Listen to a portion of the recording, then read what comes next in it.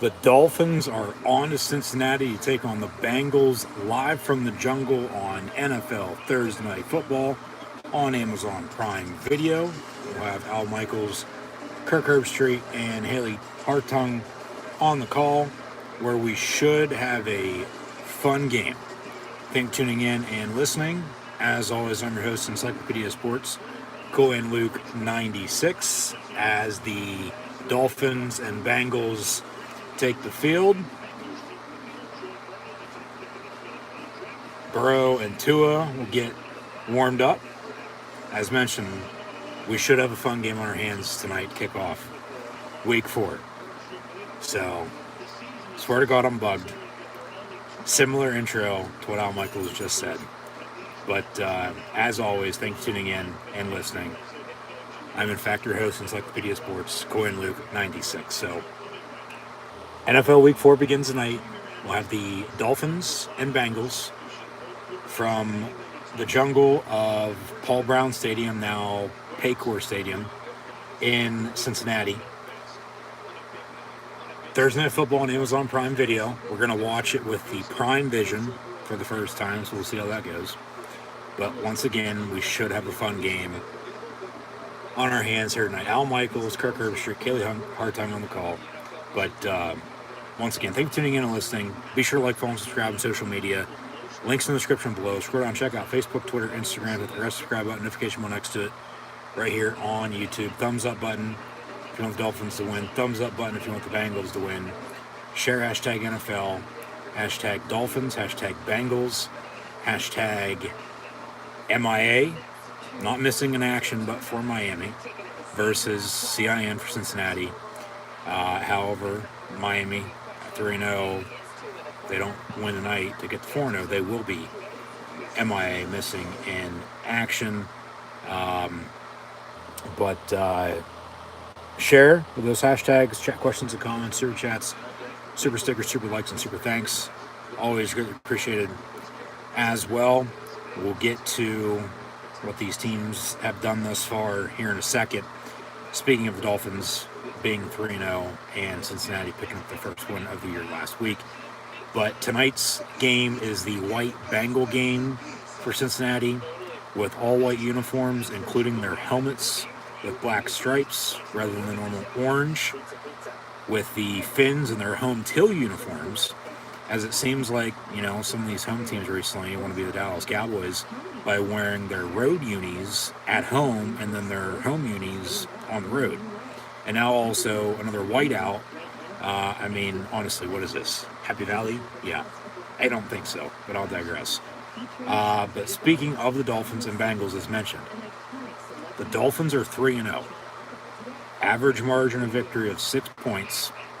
They've obviously found ways to win, though, even with holding on week 1 against the Patriots, coming from behind week 2 at Baltimore, and then last week having the clock run out for the Buffalo Bills.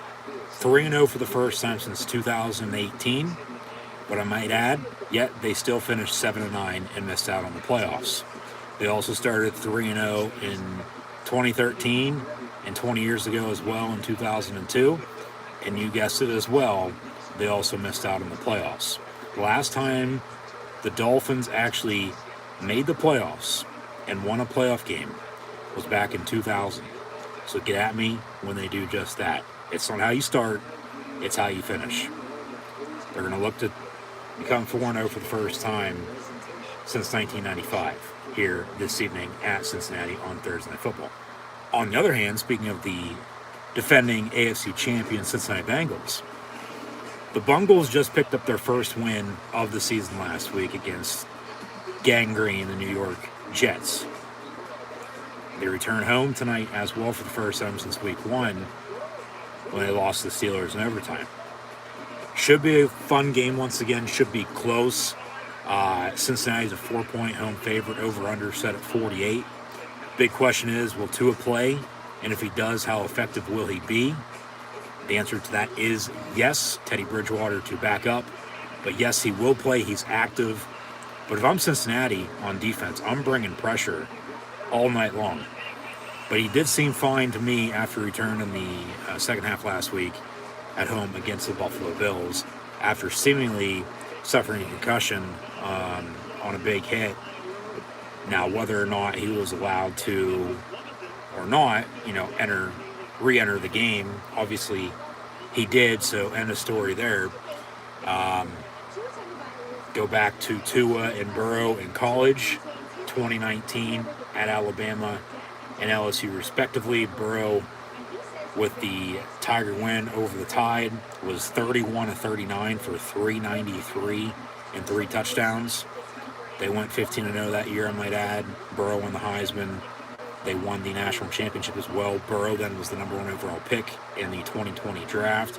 Right as COVID hit, Tua was drafted 5th overall by Miami in that very game. He was 21-40 for 418, 4 touchdowns, and an interception. Of course, Justin Herbert was selected 1 pick later at 6 by the Chargers. But, you go to Miami at quarterback. They haven't had a good starting quarterback since Dan Marino. Okay?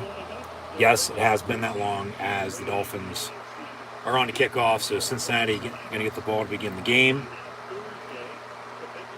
They obviously drafted Tua at 5 for a reason over Justin Herbert, whether that's worked out yet or not.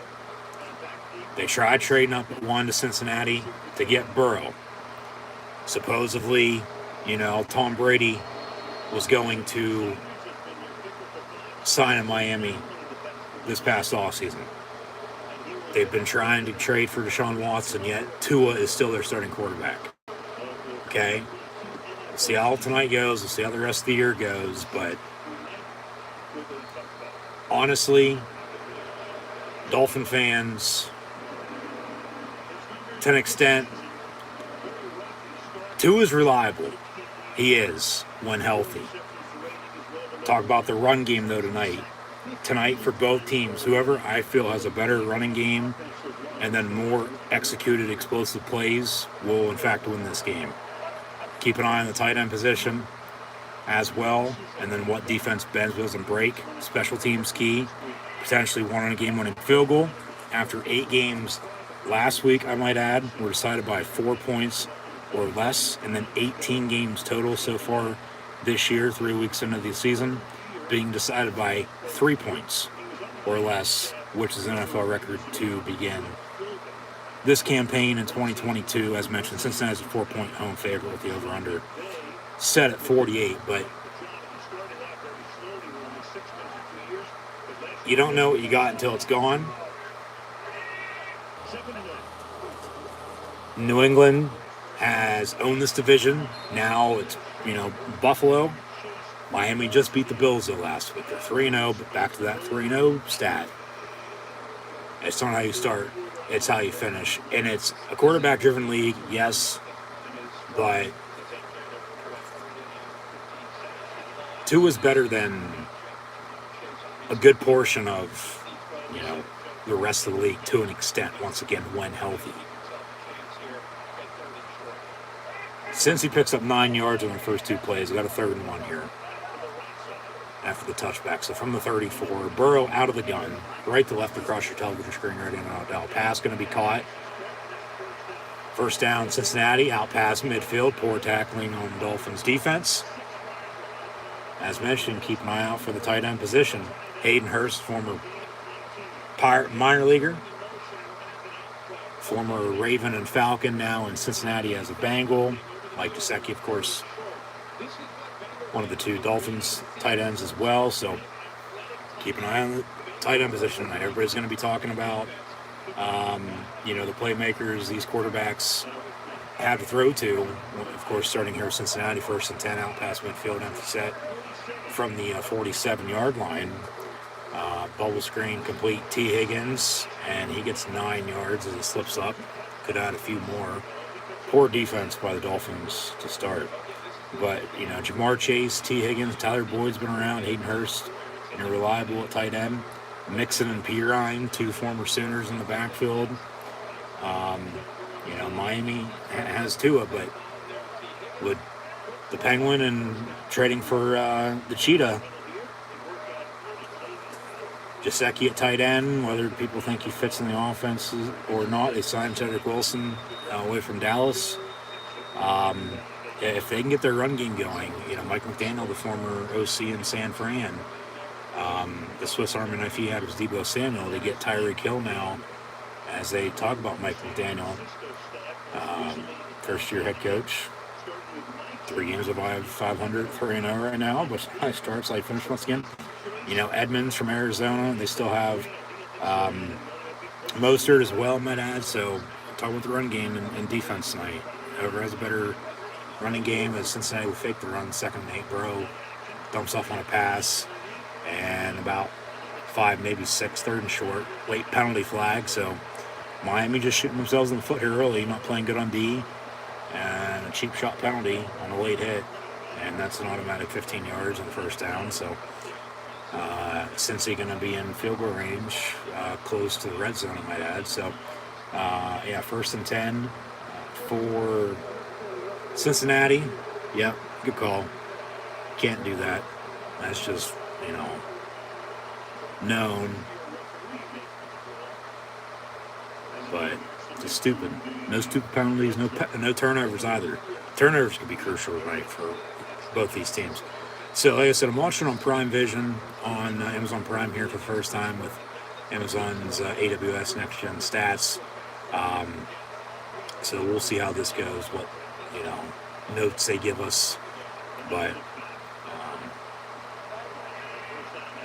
out of the gun, Burrow looking near side, deep ball in the end zone, incomplete, but we have a whistle, and they blew it dead anyway. So flag on the play ain't gonna count. And we'll see what the dirty laundry is from the Zebras, but got an offside on the defense. Just free yardage for Cincinnati here. 11:26 to play in the opening quarter. We're tied at 0 if you're just not tuning in. And thank you for tuning in and listening. Be sure to like, follow, and subscribe on social media. Links in the description below. But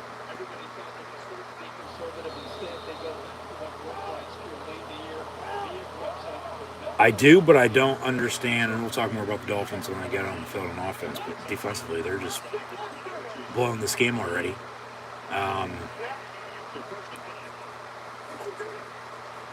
Burrow, back shoulder, incomplete, 10 for Boyd.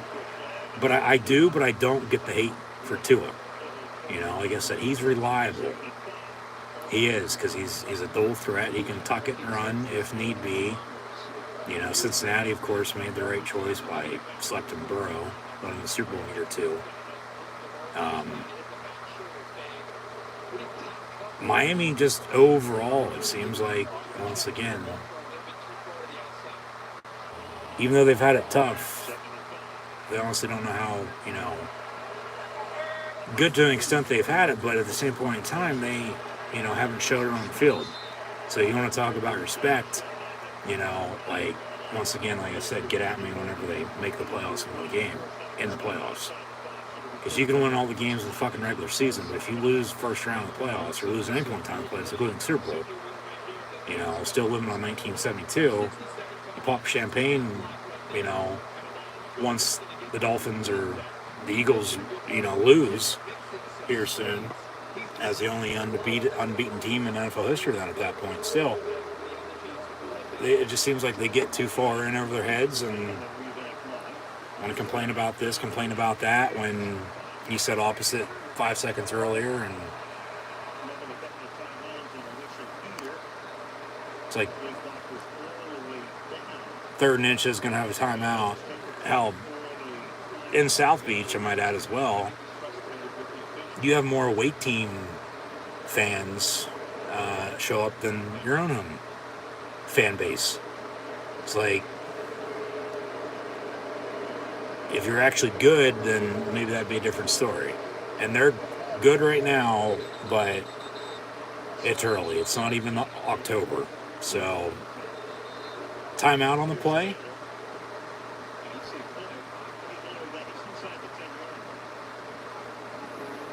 Third and inches, and yeah, Cincinnati has to burn a timeout. So, 3rd and inches, 10:26 to play in this opening quarter.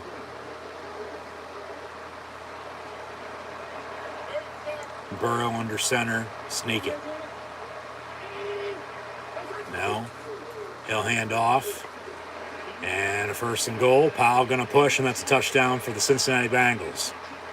Joe Mixon in the end zone, touchdown Cincinnati, 6-0 here early.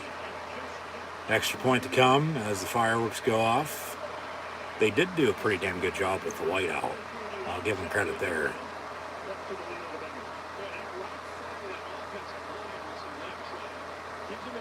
The Giants just did it on Monday night. It wasn't half bad, but I get it's a copycat world, copycat league, but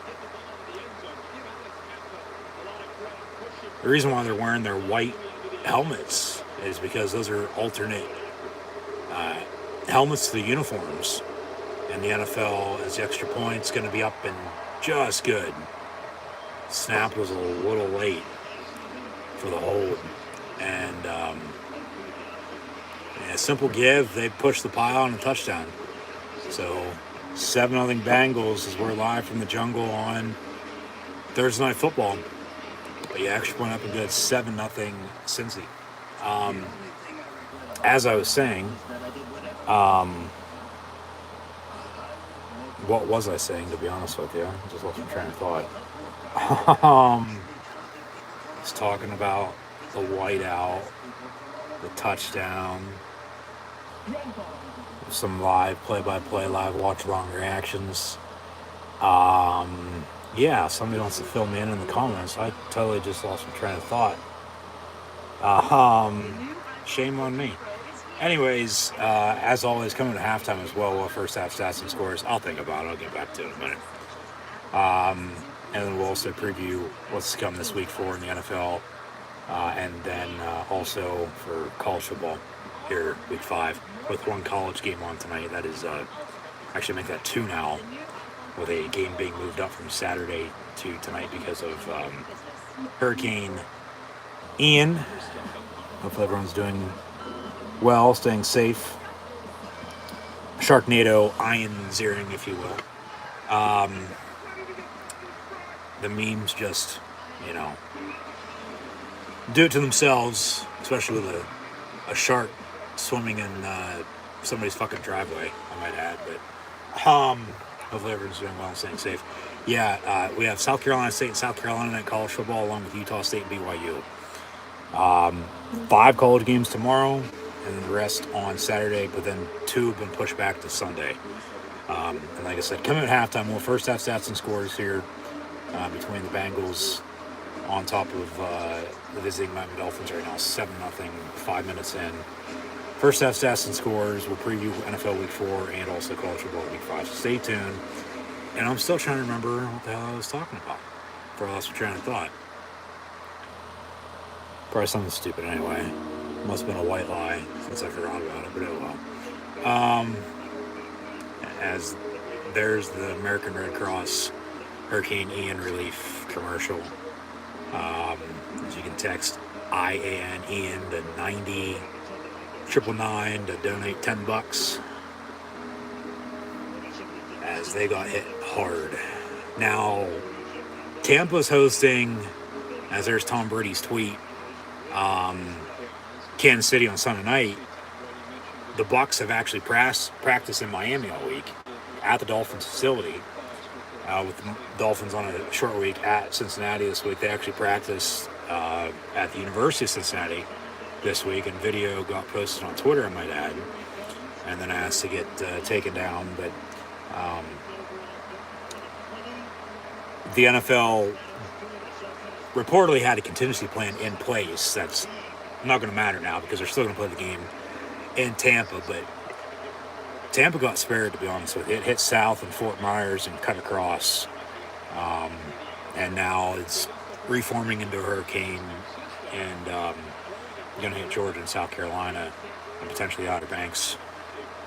So hopefully everyone will stay safe, but meantime, I'm no meteorologist by any means. Just take it for what that's worth. But yeah, they had a contingency plan in place, potentially to play Sunday Night Football in Minneapolis with the Vikings in London taking on the Saints Sunday morning. But Miami starts off with a run for 7 yards. They're down 7-0. Under 10 to play in this opening quarter, but they got a 2nd and 3 here on their second play. It does seem like with Mike McDaniel, as they zoom on his face for whatever reason, as here's the prime vision. Okay, Tua with a play action pass, complete to Tyreek Hill. First down, Miami out past 50 to 42.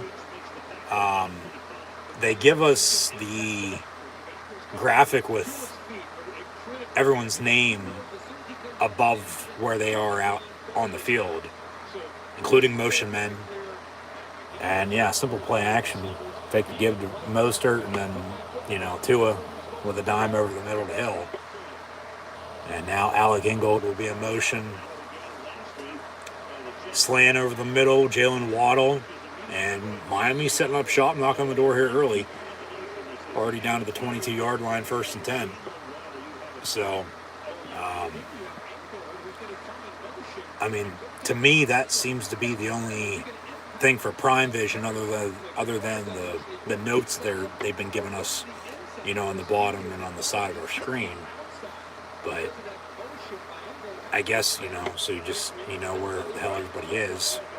But I know players by numbers. That's how I can remember. So then, doesn't pass is tipped, incomplete, almost picked off.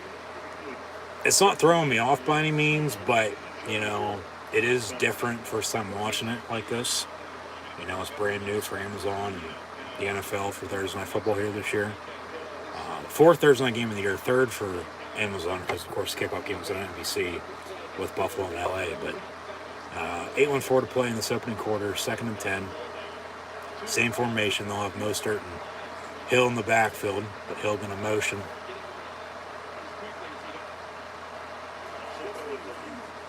And pass going to be complete. First down, Miami.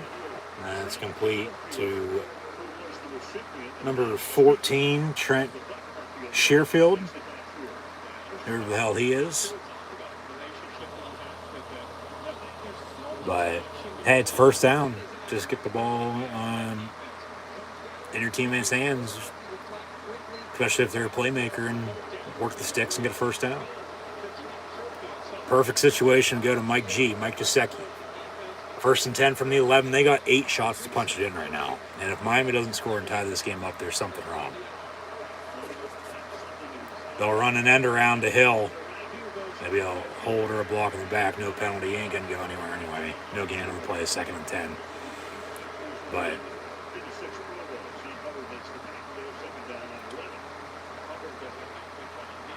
since he drove, penalty or two helped out. Miami offensively here, 2 big plays. Now they're getting stalled. You got 8 shots, 7 shots now to punch it in.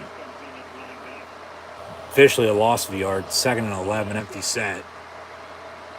Tua over the middle, it's caught at the 5, 1st and goal. Chase Edmonds, a former Cardinal.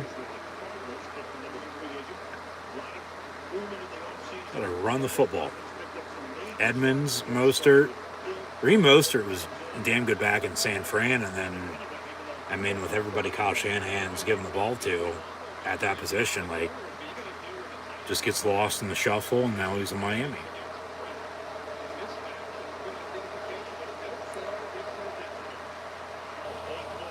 Or actually 3rd and 4 at the 5.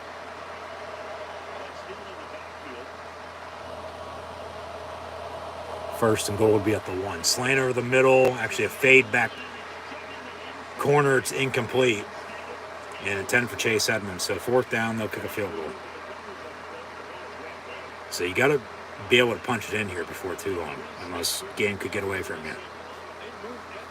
And he had it too, and he dropped it. Incomplete. Just, oh my God.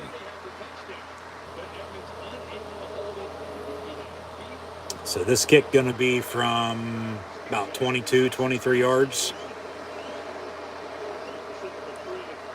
Number 7, Jason Sanders. Yeah, 23-yard field goal officially. And the kick's going to be up, and the kick's going to be good. So 7-3 Cincinnati with 6:05 to play in this opening quarter. Bengals going to get the ball back. And, of course, see if they can extend their lead by 3, let alone a touchdown. Maybe Miami will give away another safety tonight like they did on Sunday on the butt punt. But still a football left, of course, to be played. Still should be in for a treat tonight. Good game. We'll see how it goes. But Miami's either going to be 4-0 or 3-1, with Cincinnati being 2-2 or 1-3. You start 4-0, you're going to be in a good spot to make the playoffs. 1-3, not so much. So, honestly, a crucial game in the AFC here tonight, week 4, because I might look back at this game, later on, potentially, if neither of these teams, say, win their division, maybe for a wild card spot, with a tiebreaker of some sorts, or home field, if it comes down to it too, like if they are division winners, and you go from there. But people were saying too, these Dolphins in 2022 are going to be what the Bengals were last year. I don't see that by any means, but you never know. Of course, that's why they play the games. It's not on paper, it's not on the field, but no, Miami with a good drive, they just couldn't punch it in. So until they do that, and until they win, by more than what they have, and are looking like an actual team to beat, when they honestly could be 0-3 right now, not 3-0, and then the fan base would be quiet and trying to get everybody benched or fired again. That's what, when you win, you say,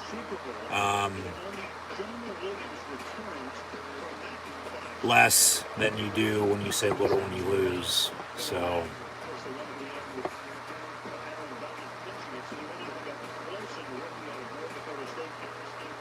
yeah, they fixed their fucking offensive line, and they still give up the most sacks in the league right now. So, look what that's done. Burrow's still on his ass. And Tua was last week. Talk about the injury. Big shot. This guy's bell ring by the looks of it. They said a back injury, but my ass it was. hit his head and got up and was, walking around like a 2-year-old learning how to walk. And left the game for a little bit, came back in, and then, I really don't care who's playing quarterback, for you. Of course, quarterback-driven league, you got to have a quarterback to win, and a good one at that, if you really want to win a lot of games at that fact of the matter. But if you don't have a running game, no good defense, like people are shitting on Denver right now. Okay, they're 2-1. They won 11-10 on Sunday night. Everybody's talking about their offense with how bad Russ has looked.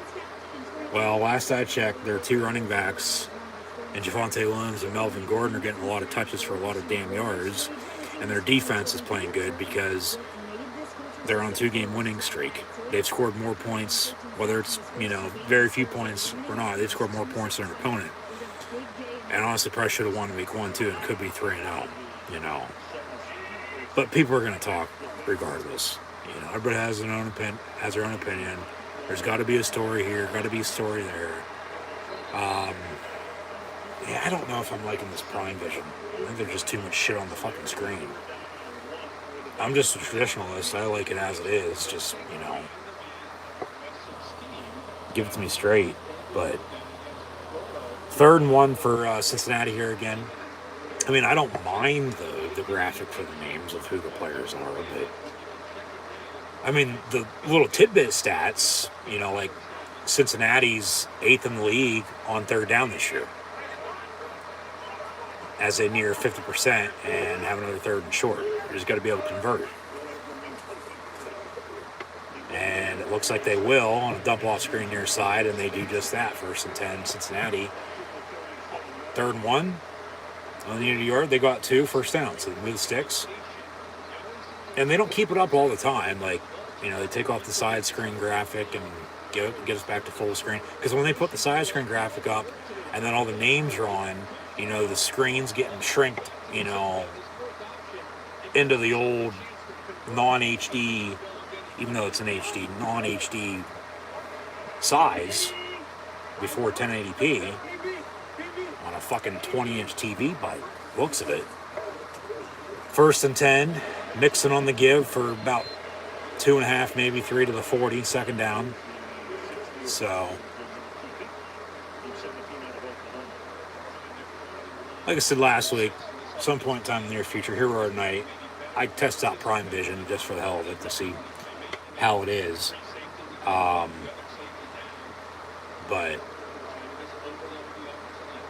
I think tonight might be a one and done with it. No offense, but it's not like we have to watch every game like this. You can see the formation they set up in, and like I said, for myself, I know players by numbers.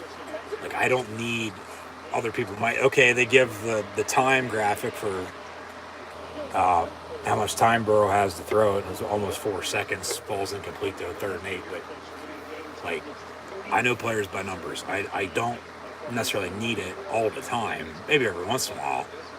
And I'm not going to ask for free help. Or I'm not going to say no to free help, excuse me. But it feels like there's just too much shit on the screen, because then you still got your scoreboard, and Miami's, bright as can be in their teal home, now road uniforms tonight, when Cincinnati's in all white. 3rd down targets, they give a percentage of that, as they converted on the last 3rd down, but not this one, so they'll have to punt with a 4-point, 7-3 lead as we near the end of the quarter here on Thursday Night Football. So, is what it is.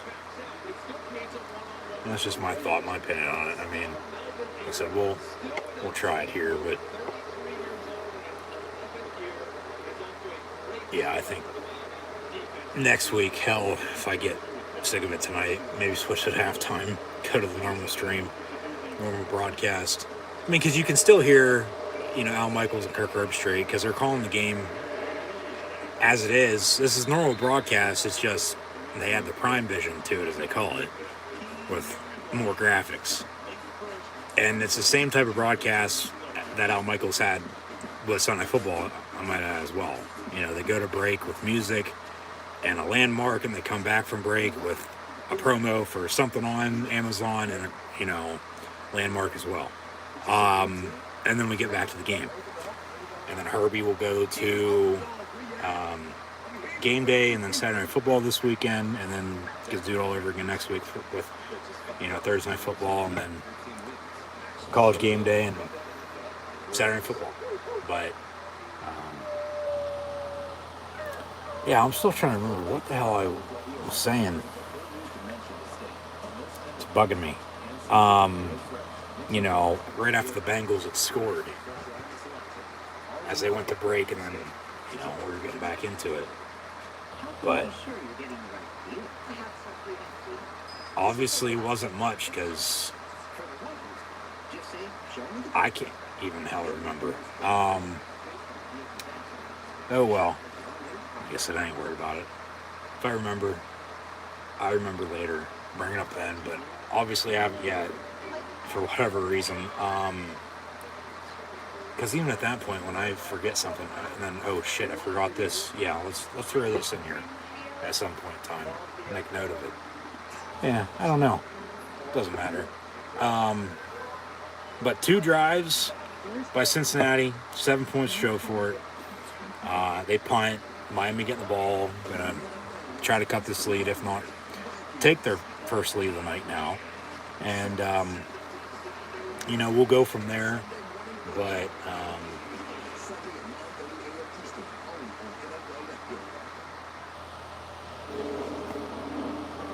honestly, what more could you ask for?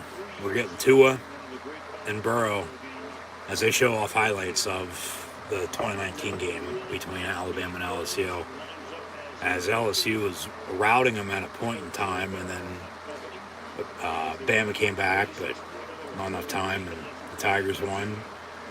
That game won the SEC West, won the SEC, Burrow won the Heisman, they won the national title.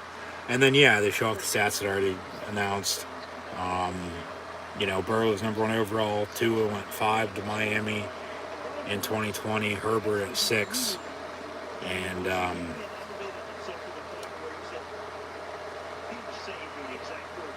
like I said, Cincinnati obviously made the right choice, but it did Miami, because honestly, talk about all the talk in South Beach. Miami's honestly flag on the play, 12-yard run. This might be coming back. Recently, at least, they haven't been that good of a sports city. Like, I get your 90 miles from Cuba, well, at least Key West is. Holding 10 yards, I'll replay down, 1st and 20. Half the distance, first down. Okay, LeBron, Wade, and Bosch won a few titles. D. Wade won a title with Shaq a few years before that as well. The Marlins really haven't been good in how long? The U hasn't been good in fucking 20 years. Dolphins, for the most part, the same, if not longer.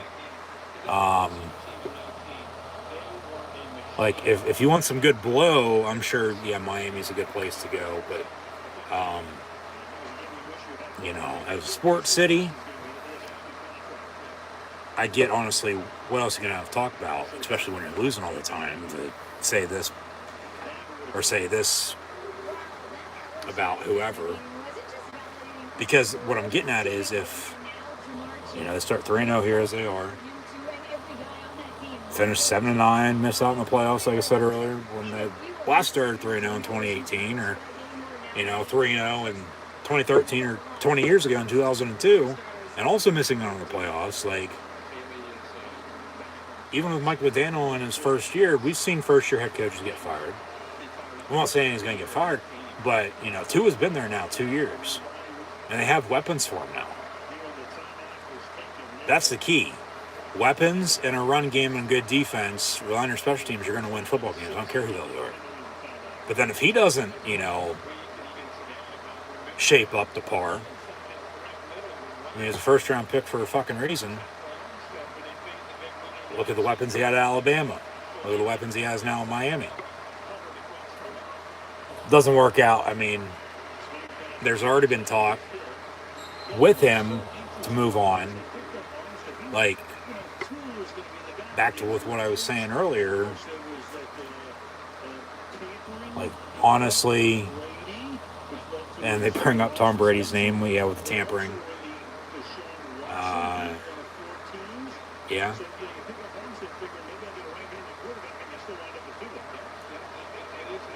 Two is still the guy, but moving ahead, like, what are they gonna do? Get rid of him, move on?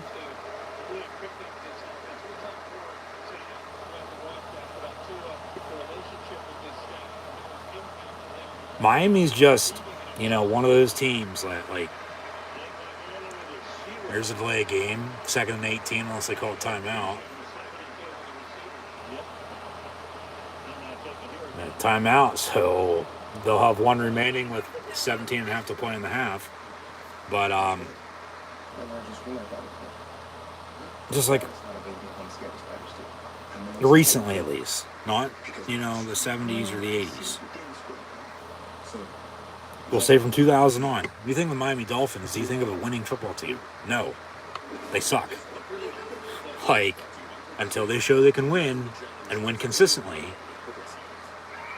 I don't care who's playing for you, it's a team sport. No lying team. Like, then that's when, people will show respect. So, they're in a tough spot. They are. But I think I know what I was going to say now. I was talking about Mike McDaniel, I think, a little bit. It seems like everybody likes him.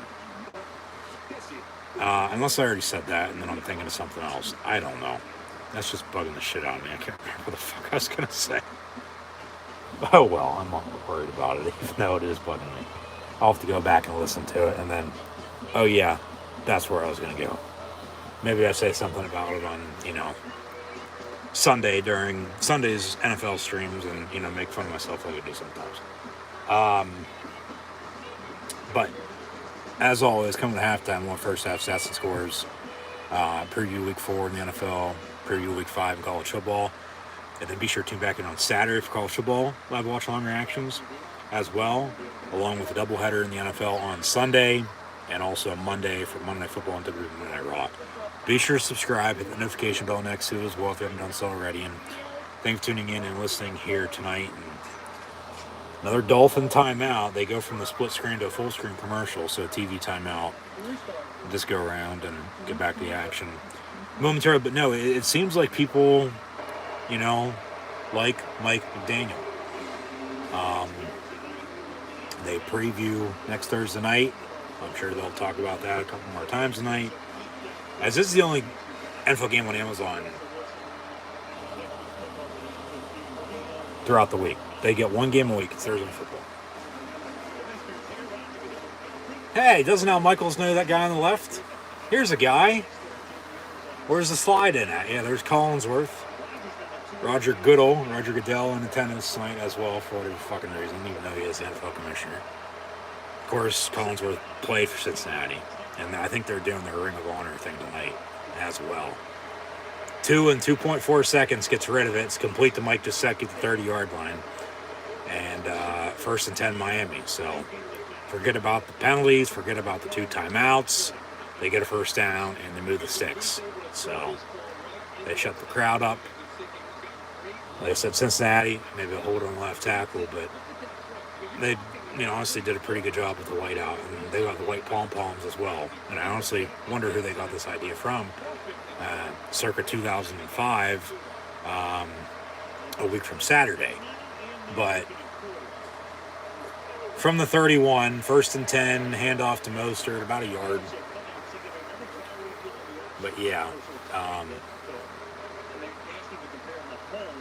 2 straight primetime games now, Monday to Thursday night, 2 whiteouts. Who plays on Sunday that could have a whiteout? I mean, we'll look at that slate in a little bit, but doesn't mean everybody has to do it now. Like, when the stripe out first started in college football, and then bang, everybody's doing it. At least with college football, you have your traditions. Two are going to go deep, and it'll be picked off. Talked about turnovers, talked about, Tua with inconsistency. No shit, no wonder they want to fucking move on from him. He's reliable, but then he does something fucking stupid like that. Into double coverage, deep down the middle of the field, and they intercept it. So 1st and 10, Cincinnati. They faked the give on the end around. He stepped up. He's got a cannon of an arm. But double coverage, he underthrew it. That's a meme. Tua with a perfect pass and then, fucking 20 yards off, or underthrown as that pass was. 10 for Hill, and, it's picked up. You got more people than Tyreek Hill.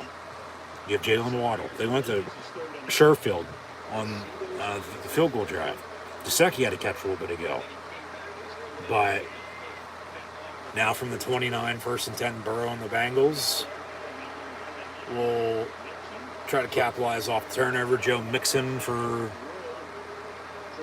about 7 yards or so. Should be 2nd and 3 from the 36.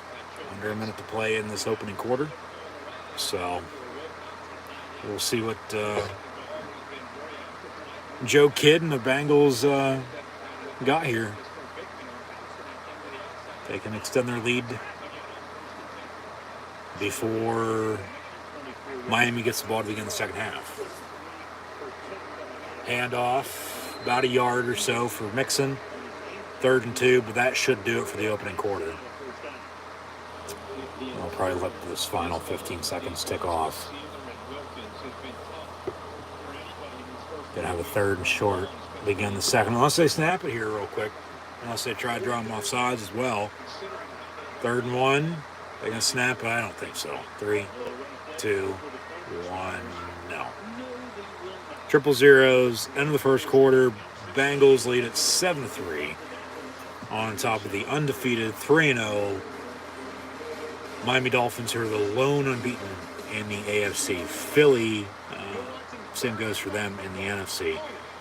And I had somebody ask me the other day if, Miami was better than Philly, in my opinion. I'm like, no. With what I said earlier, Miami only winning by an average of 6 points. Philly's absolutely fucking dominated teams. Now, week 1, okay, they hold on to win. But Monday night, and then last week, 2 wins over the Vikings and the Skins. Washington football team, Commanders, what the hell you want to call them. 3-0. Philly's by far the better team than the Dolphins are. Now, the best team overall in the league right now, I mean, that could be up for discussion, but at the same point in time, it's still early, folks. It's now week 4.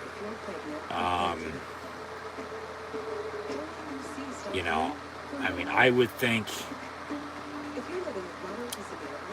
potentially some people would be saying the best team in the league right now, not including the unbeatens. I mean, everybody's going to stutter at some point in time. Like the Rams lost opening night. They've won 2 in a row, though. They're the defending Super Bowl champs. The Bills, this year's favorite, while Miami just beat them on Sunday. Baltimore hosts Buffalo Sunday as well, might add. Both those teams could be in that discussion. Green Bay, same stars they had last year. They've been there. They just got to get over the hump and win in the playoffs and make the Super Bowl. And win another one for Rodgers' legacy to be cemented. I mean, Dallas has played all right without Dak. He might play Sunday, they said. I highly doubt it, though. Cleveland without Watson, who Miami wanted, and the Browns get him. And then after all the time, Miami wanting him, and then Oh, nah, we really didn't want him. He's fine to go sign there. We've always wanted to. Like, bullshit. The thing is with Miami, too, and fan base, they've been able to talk the talk to an extent, but haven't been able to walk the fucking walk in how long. So, once again, get at me when they make the playoffs and win. And what the fuck's this? All right. A Cincinnati song, I guess, to start the second quarter. Bengals third and one, up 4. It is 7-3. Giants haven't looked bad.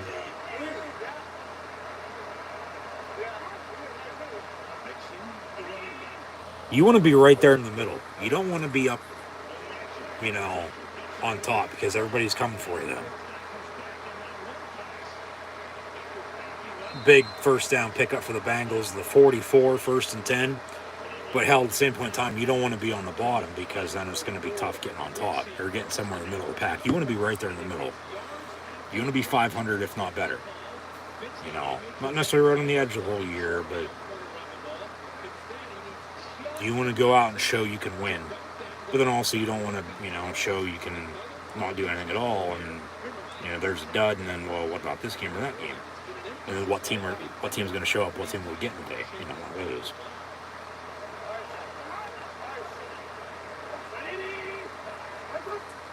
I'd say the most disappointing team right now would have to be the Raiders. But no shock to me because I thought when they hired Josh McDaniel it was a bad hire to begin with because he sucked as the Bronco head coach. And, well, reap what you sow, I guess. Kansas City and Tampa play Sunday night Super Bowl rematch from Tampa, I might add. Game will go on as planned, as scheduled. Like I said about Denver earlier, right now, probably, even as much hype and much talk still, just watch out because they could be one of the most underrated teams right now because their defense is playing extremely well. But Buffalo is still a team to beat. Even Miami beat them on Sunday. And as a Steeler fan myself, if Pittsburgh can find a running game and figure out the whole entire offense, to say the least, and win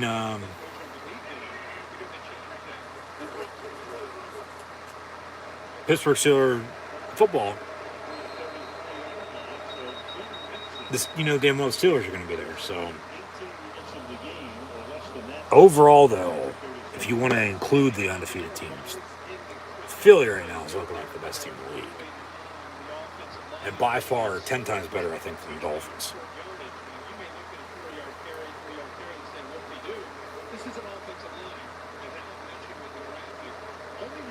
So 1st and 10, Cincinnati, ball at the 33.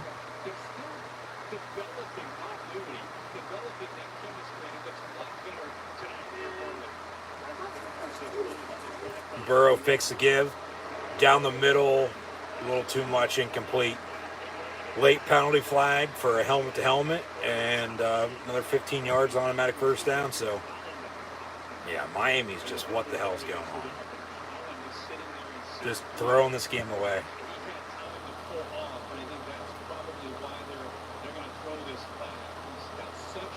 They might actually even pick it up. Yeah, they do. No foul on the play now. They pick it up.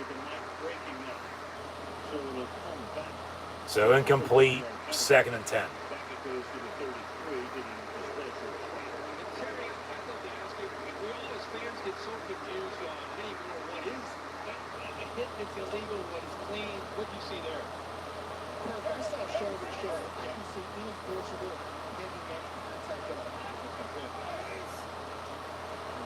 From the 33, 2nd and 10.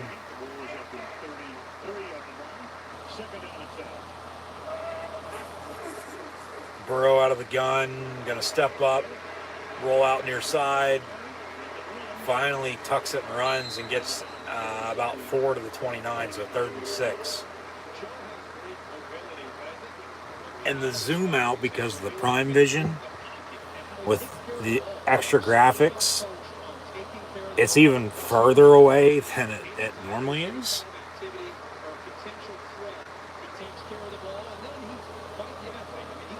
It's like you're honestly watching it from the fucking press box.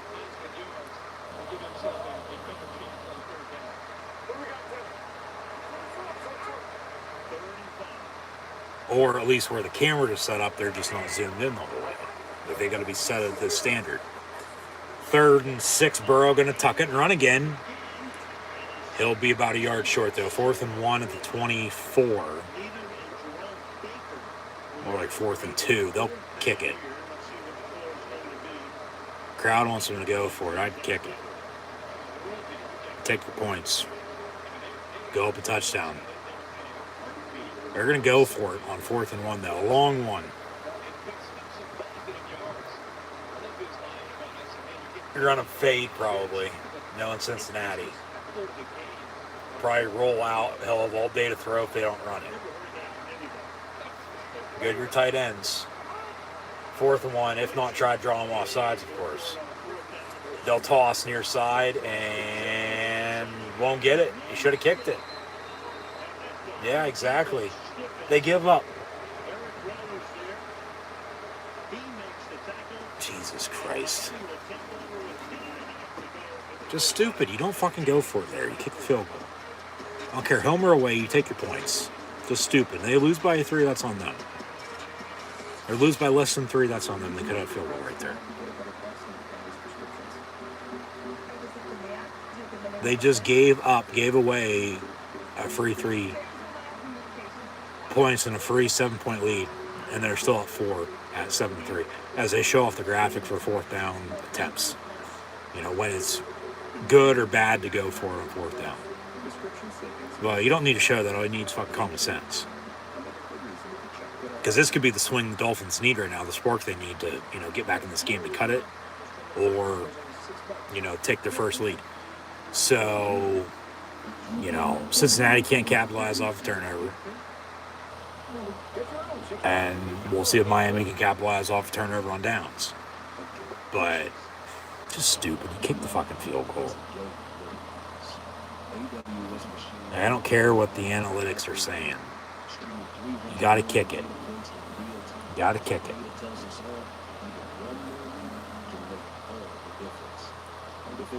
But in the meantime, commercial break, and yeah, we'll get back to the action momentarily. Once again, thanks for tuning in and listening. Be sure to like, comment, subscribe, and social media.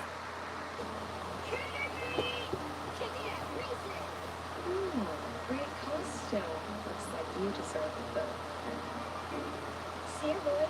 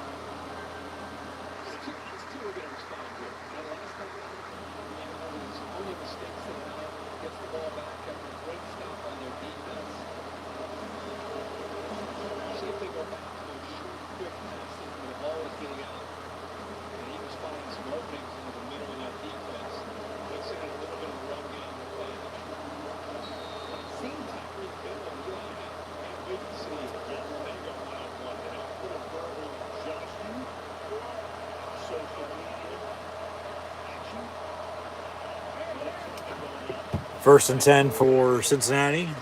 Fake the toss, slant over the middle. Incomplete as Jalen Waddle wasn't even looking for the fucking ball. Incomplete.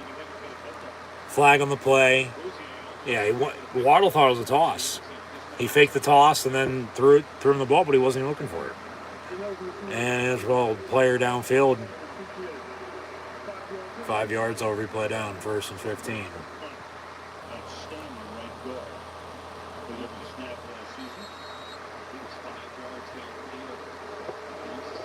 I mean, stats aside, as they keep showing us this, just go out and play football and execute.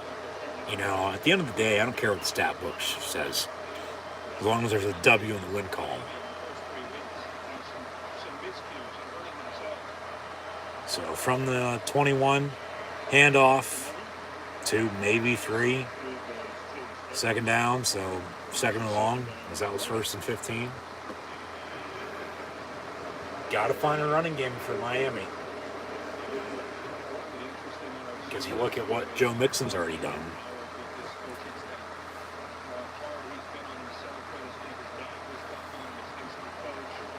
Mixon with a touchdown. That's why Cincinnati has a 7-3 lead. Should be 10-3, but they went for it and didn't get it, so we'll see if Miami can make them pay. Tua pass complete. Tyreek Hill, first down Miami at the 40.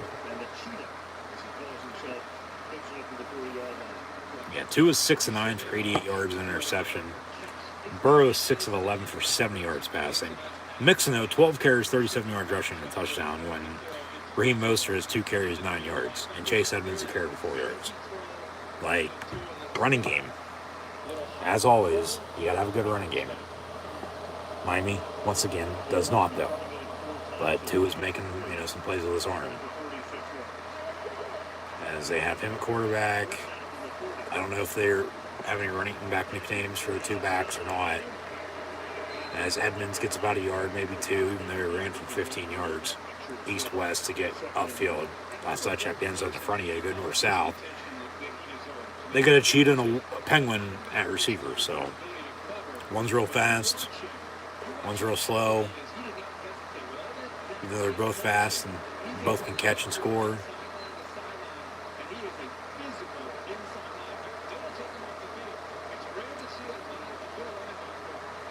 They just need Mason Rudolph, the red-nosed reindeer quarterback, to lead the way with his shiny, bright red nose. Bubble screen near side, complete to Hill.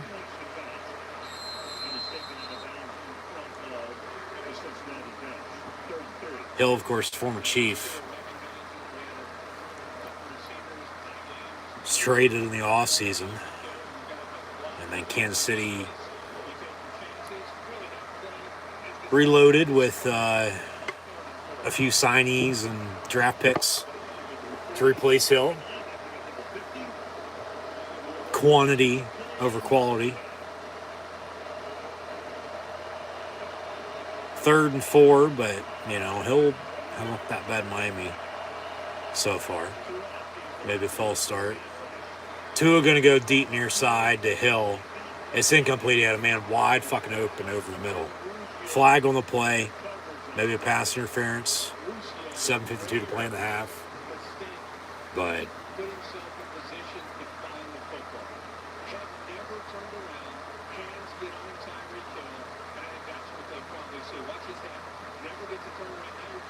that's a good call. Yeah. 2 fouls, both on the defense. That'll be declined from the little hands to the face, and then pass interference. Maybe a spot foul on my first down. Yeah. Yeah, that's a good call. He never turned around and looked for the fucking football. He held him and played the receiver. You got to play the ball. Unless they're going to call it. They're calling it down the middle this far tonight, I think, officiating-wise. So what, 1st and 10 to the 35, 40-yard line for Miami? Down 4 here, 7-3.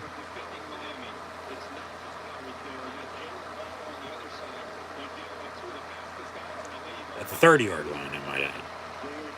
1st and 10.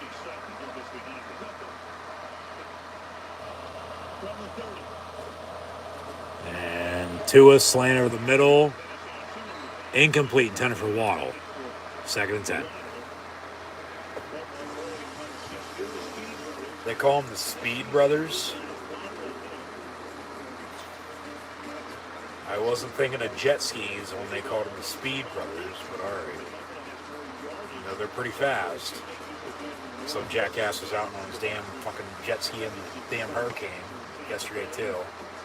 But I guess if they're the Speed Brothers and One's a cheetah and one's a penguin. I guess that makes Tua a drug dealer, and he leads the way, calling all the shots on offense. 2nd and 10, over the middle, and incomplete. Intended for Waddle, speak of the devil. The ball came loose, but they say incomplete 3rd and 10, rather than catching a fumble. So 3rd and 10, Miami. You got to punch it in, but, I mean, you don't convert here, which they're 4th in the league on 3rd down conversions this year. You got to kick the field goal. Take your points, especially on the road.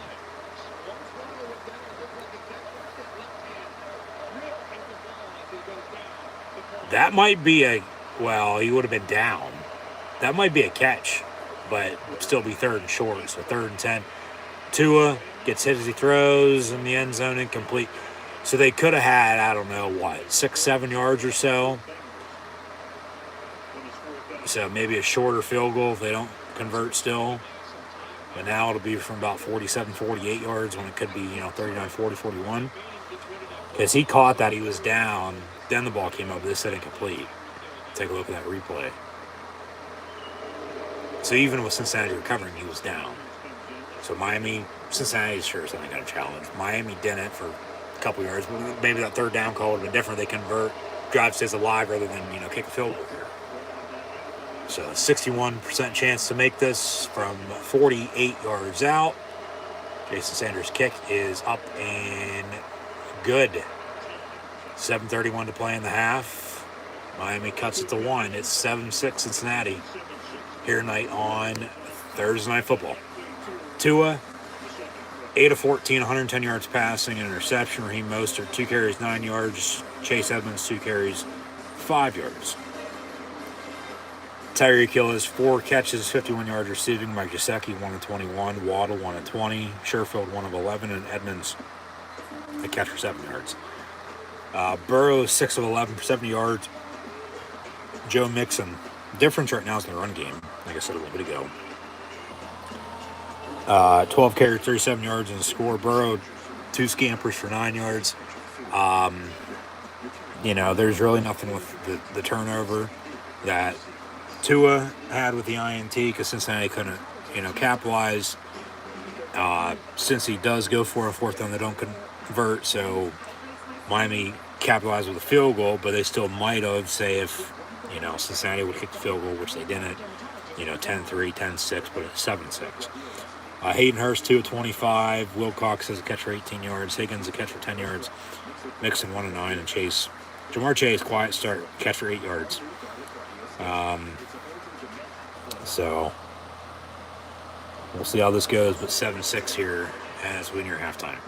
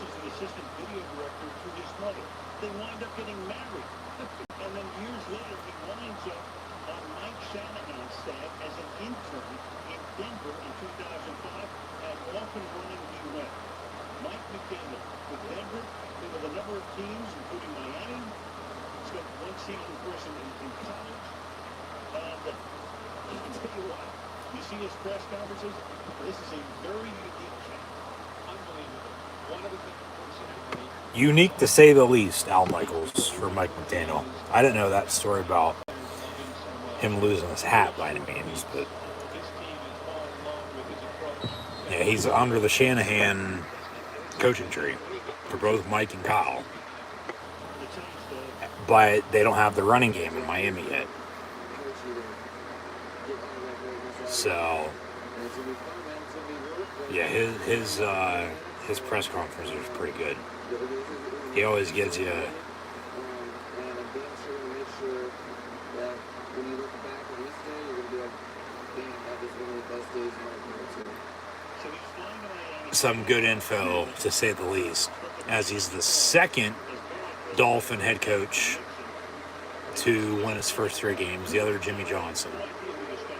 But after that, downhill for Double J because it wasn't the Dallas Cowboys, even though he's a Hall of Famer. And then speaking of Hall of Fame coaches, Mike McDaniel in the first 3 weeks of the year has defeated 2 Super Bowl winning coaches in Bill Belichick and John Harbaugh. Beat Sean McDermott and the Bills last week, and McDermott, could potentially join that group in due time, but he's got charisma. He'd be good in a pro wrestling ring, I can tell you that, at least on the mic, because he knows how to talk. He knows how to get people talking, But incomplete 3rd and 5.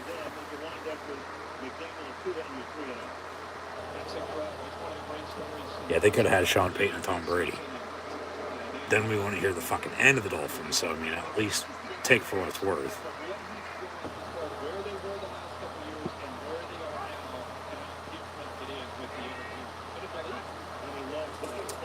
Third and 5, Burrow, pass far side, incomplete.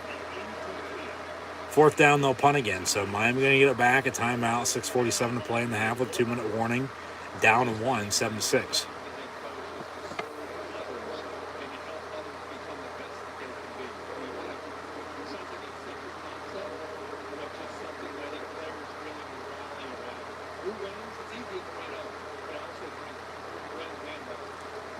Punt up and away, and it'll bounce and take a Dolphin bounce towards midfield before they down it at the 42. So 1st and 10 Miami from there with a timeout and time to take their first lead now. We'll see if they can, but until then it's 7-6.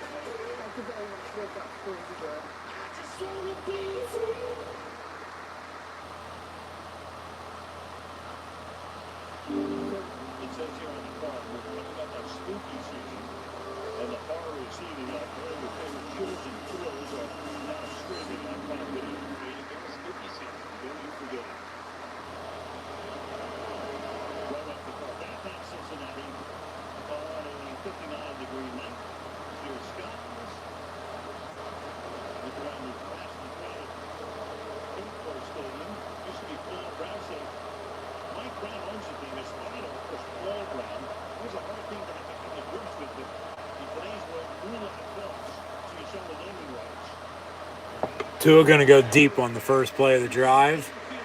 And flag on the play, incomplete, intended for, I believe, Tyreek Hill, if I'm not mistaken, number 10. As they show off the crowd. As Halloween's either come earlier or everybody just left fucking Walmart. 15-yard penalty on the defense, automatic first down for the Dolphins. There's a Chewbacca. There's a fucking baby doll. Somebody dressed up as a tiger. A Elvis astronaut. Yeah, they get on a late hit to Tua. He can't hit him below the waist. Around the knees, that's why. It's right in front of the ref. And like I said, if I'm Cincinnati on defense, I'm bringing a ton of pressure all night, but I don't know about that. I can understand about safety, but I don't know about that call. Durham Smythe in motion. Tua going to hand off Raheem Mostert to the 40 for 3. 2nd and 7. So penalties helped out Cincinnati on their touchdown drive. You know, we'll see if Sam's going to.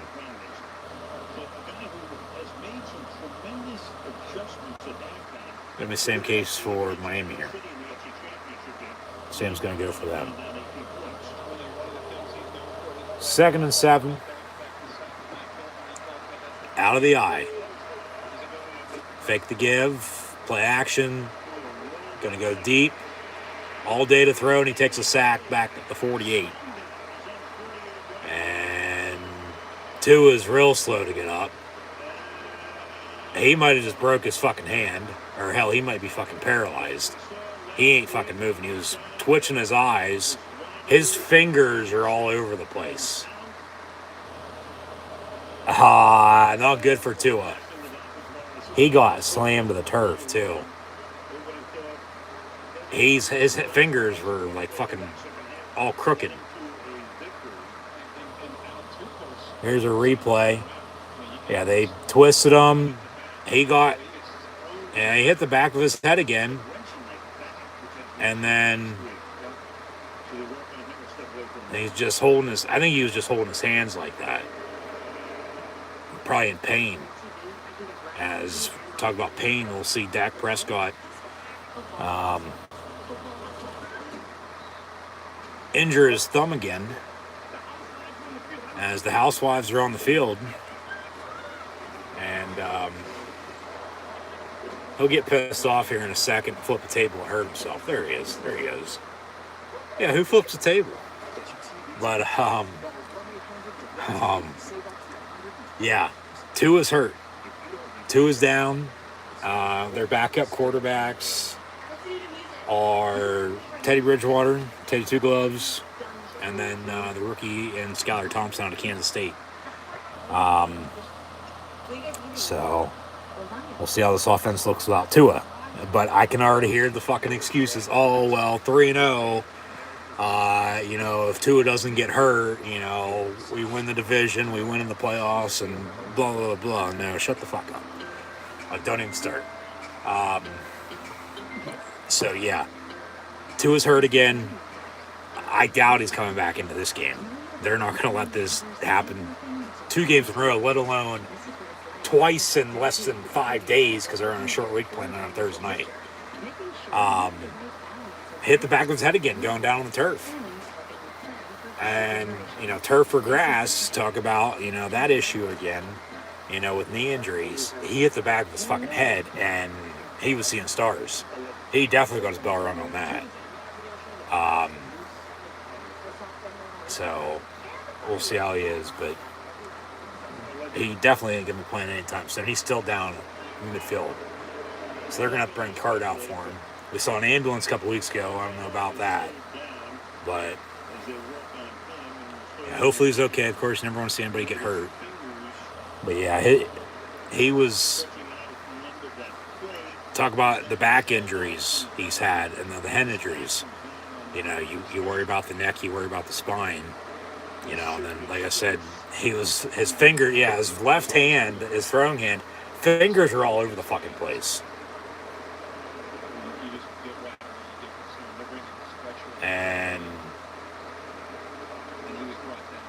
Yeah, just hopefully, because you don't want to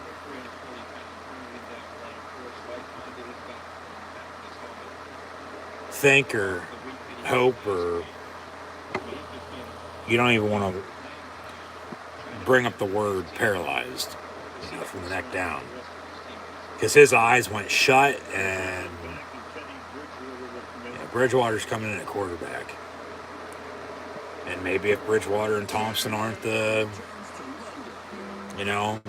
answers, well, I would say Jimmy G from San Fran, for Mike McDaniel in Miami. But Trey Lance is hurt, and the 49ers are back to being Garoppolo's team, so roll him out.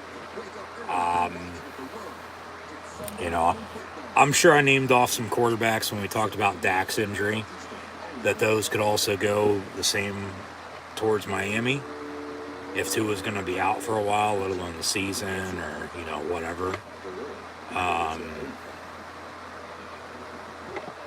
So, yeah.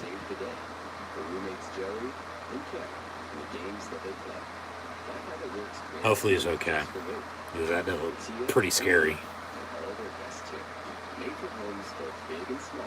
His hands looked like, all of a sudden he, either got or lost, his double jointness in his hand. And his fingers were all over the place. Like mangled, just oddly shaped. So they had the stretcher out there for him. They're going to stretcher him off. An actual stretcher, not a cart, a stretcher. And with no ambulance, just a stretcher. So, I'd have to guess they'll probably take his whole face mask off, keep his helmet on him, and they'll take him to the damn hospital. But if, Miami offensively can't get shit going on offense without him, Cincinnati should be able to, pull away even with a 1-point lead right now. But at the same point in time, Miami might be better without him. They still have the stretcher out there for him, and they still haven't put him on it. He's still down on the ground.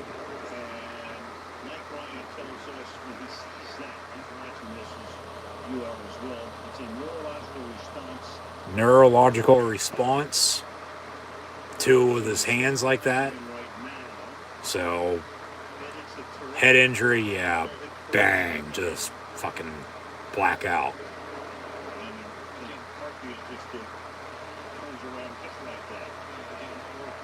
And if they're stretchering him off, rather than him getting up and walking up, like he did the other day, he sure as hell ain't coming back tonight.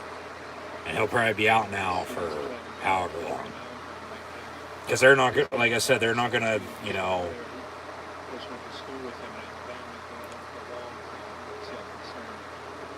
make a joke out of their protocol that they have for concussions.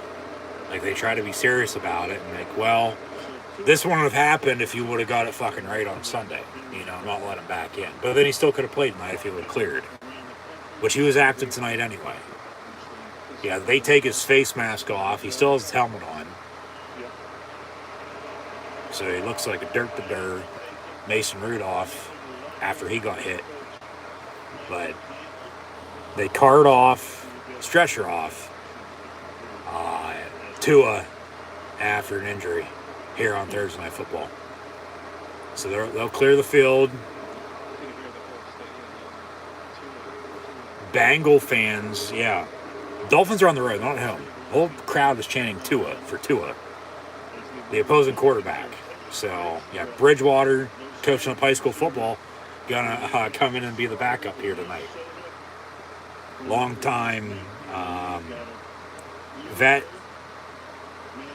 yeah, from Louisville to Minneapolis, the Jets for a short time, recently with the Saints. Now he's in Miami. So he comes in on 3rd and 17, I might add. So guess what's coming here? A fucking run. And they'll punt it. Unless they want to take a shot, why wouldn't you? You know? Or at least 3rd and 17, get in field goal range and kick it. You know, you don't need 17 yards. Just go something over the middle. Empty set. Maybe got him to jump off sides, make it 3rd and 12, maybe a free play. Bridgewater complete. All right. Be 4th and... Well, yeah, be down to the 34, 35 yard line. So it'd be about a 53-yard field goal. Kick it. I thought they jumped off sides, though. I thought he had a free play. They didn't call it. All right. Be 4th and short, but more like 4th and 4 because they're going to mark him down to 35. I'd kick it. They say 4th and 1. They're still going to kick it. I'd kick it anyway. Yeah, 52-yard field goal. And Sanders already good from... This kicks up. No good. I think it got tipped, blocked. 4:22 to play in the half.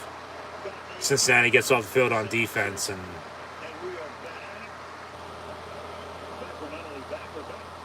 All right, they're not taking a break. Yeah. Nope. They just took extra with that injury timeout. Good hold after good snap. Yeah, it got blocked. Got left hand up and tipped it. Yeah, no good.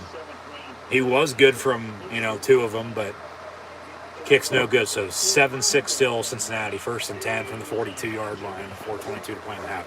They got 2 timeouts, 2-minute warning, so they can try and extend their lead here, and the defense can, put it to them the rest of the way and get after Bridgewater.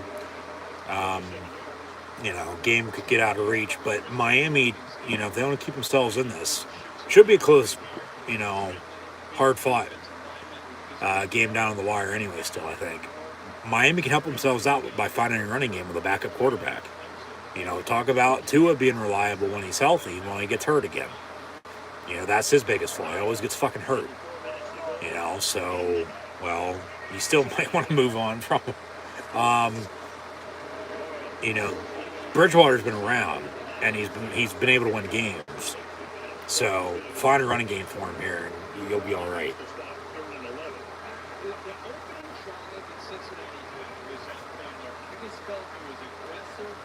Yeah, since then they've backed off. But also, you got to give credit to the Dolphin defense and able to stop him.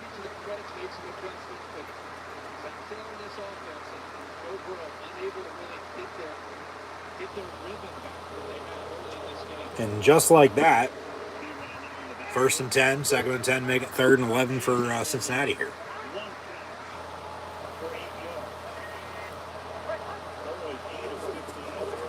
Burrow, deep ball far side, in stride, T. Higgins, and he'll walk in, touchdown Cincinnati. 59-yard passing touchdown, and they lead it 13-6 pending the upcoming extra point. 2:50 to play in the half.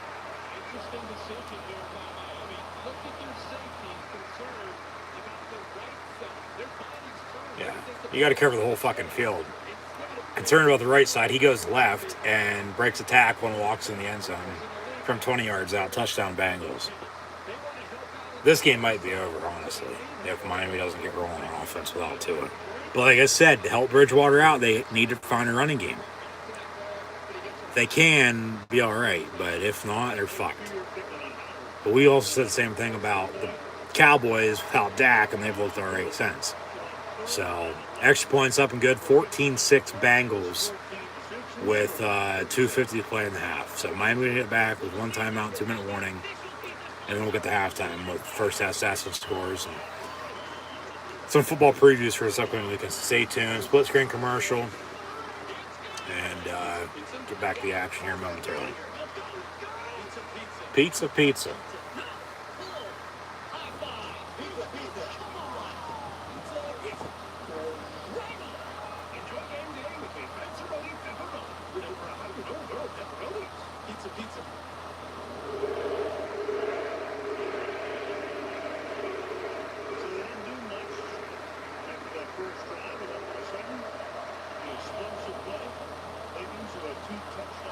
Super Bowl on the receiving end of this one. And Big John Joker recognized right away that the safeties were more concerned about Boyd and Chase to the other side with inexperienced corners.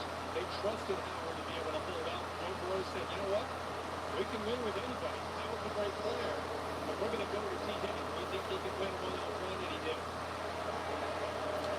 Touchback on the kick, 1st and 10 Miami from 25, down 8. So now Bridgewater, it's his game now.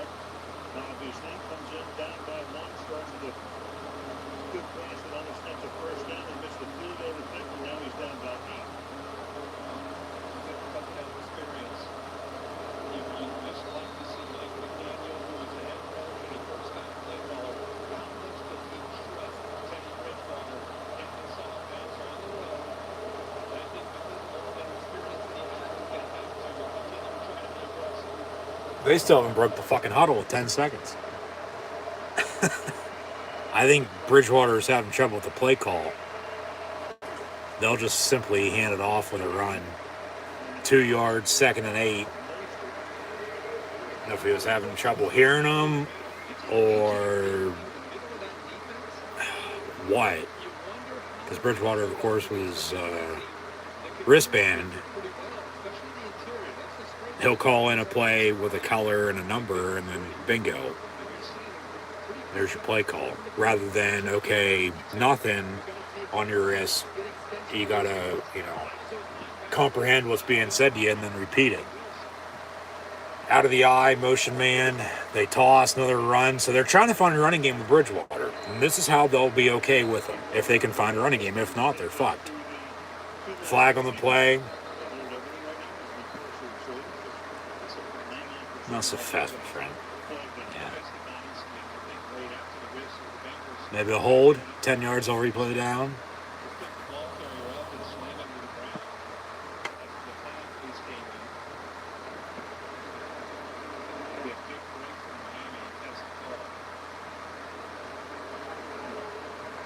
Personal foul. Unnecessary roughness on the Bengal defense. That's an automatic first down for Miami. All right, 2:05 to play in the half. First down. Still got timeout.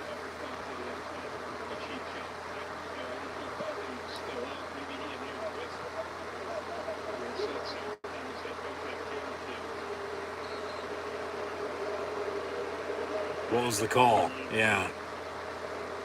2 minutes to play, 2-minute warning, 14-6, Bengals, 1st and 10.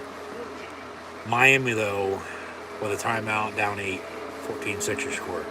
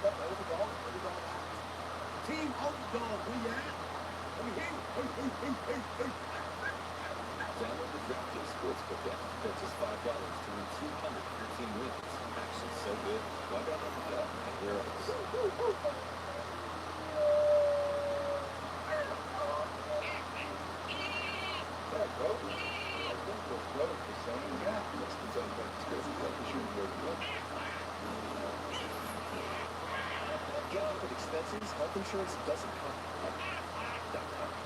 When it comes to Little Caesars Pizza Portal Pickup, skipping the line means you can move fast. Introducing the fastest run of the week. After faking a handoff to Devin Duvernay, Ravens quarterback Lamar Jackson read behind the block from guard Ben Powers. He then dashed past the Dolphin defense on a 79-yard touchdown run. Get this operation very fast when you order online for carryout. Skip the line and go directly to Pizza Portal Pickup at Little Caesars, the official pizza sponsor of the NFL. Pizza, pizza.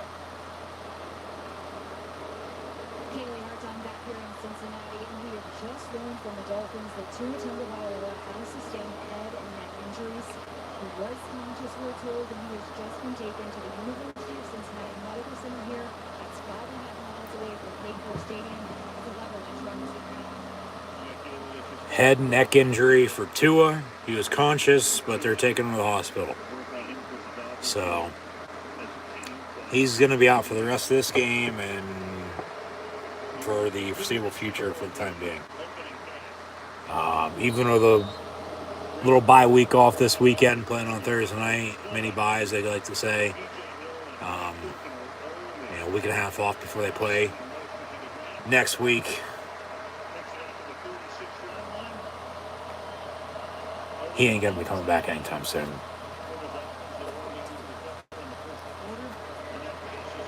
Bridgewater pass through the middle, complete to Waddle, down inside the 30. 5-yard line, 1st and 10 from there.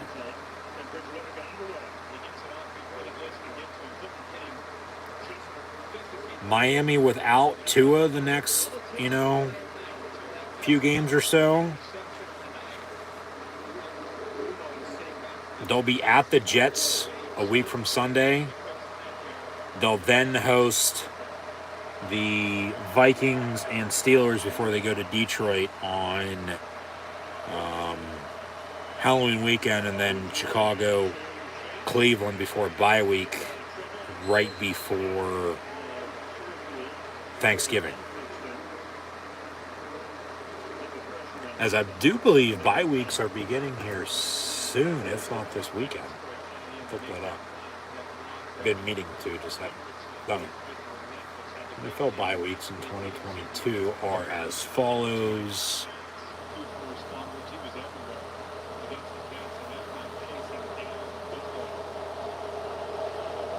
They'll begin week 6. Normally they'd start week 4, but that extra game now, that extra week, expanded season, expanded playoffs.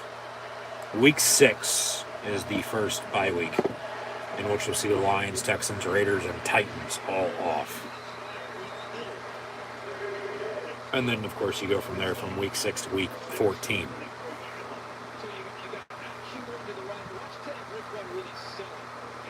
Yeah, good play action. And pass, complete to Hill.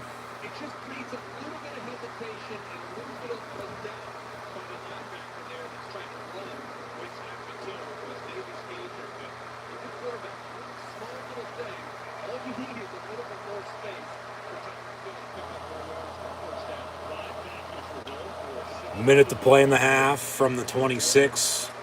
Bridgewater pass near side. Mostert on the reception. He's second and about medium. Yeah, second and 4 or 5, depending on the spot here. Second and 4 officially.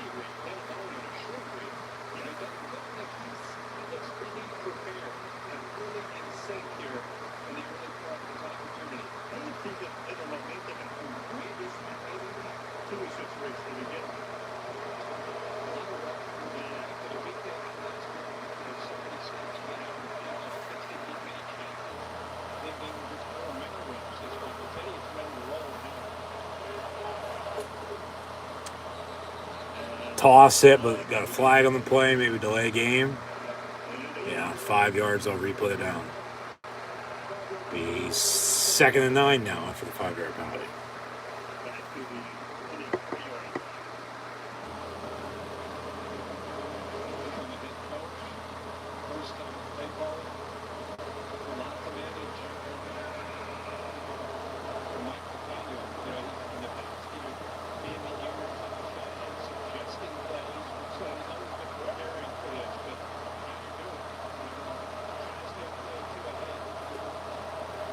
Handoff, and they get the penalty yardage back, but make it 3rd and 4.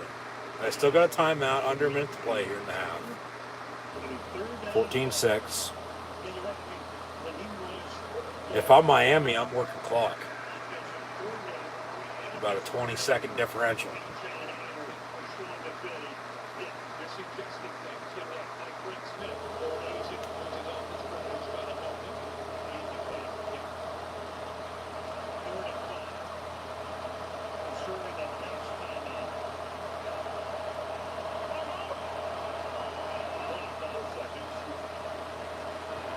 Bridgewater going to roll out.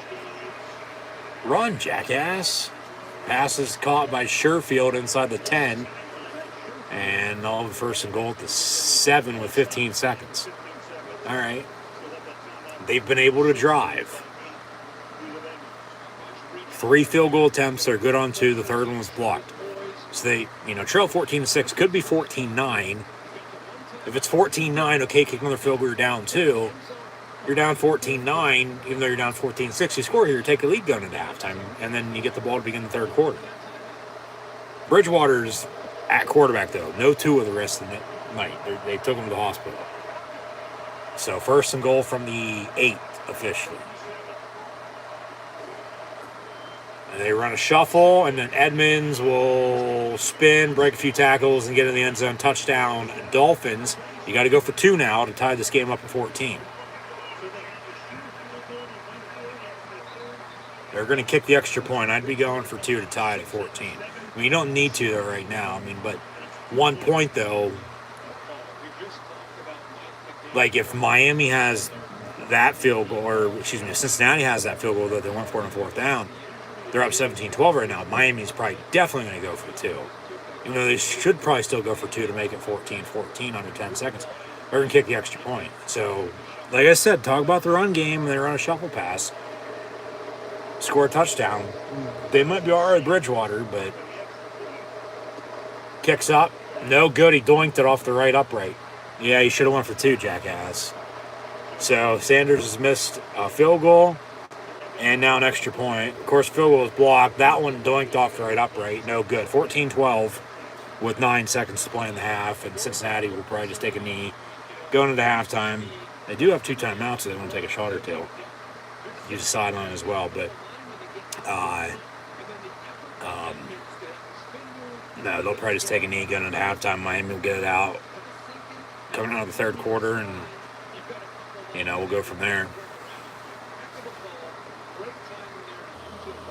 So with this or that being said, it's 14-12 when we could add a few more points we scored. Say 16, 17, 17 apiece, yeah.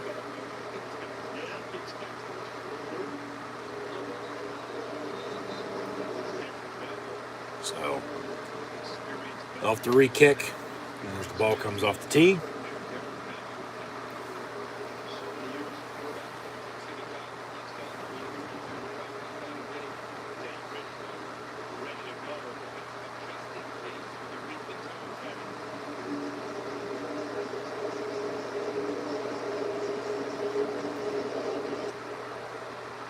Dolphins kick off.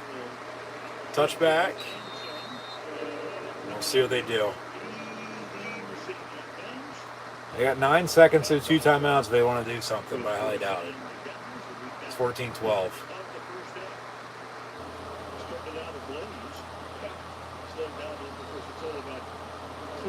Yeah, they're just going to take a knee. All right, we're going to hit halftime with the Bengals on top of the Dolphins. 14-12. Burrow 9-16 for 132 yards passing and a touchdown. Mixon also has a rushing touchdown. 13 carries, 38 yards in the score.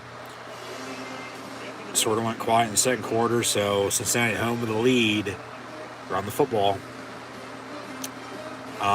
T. Higgins has 2 catches, 69 yards and a touchdown.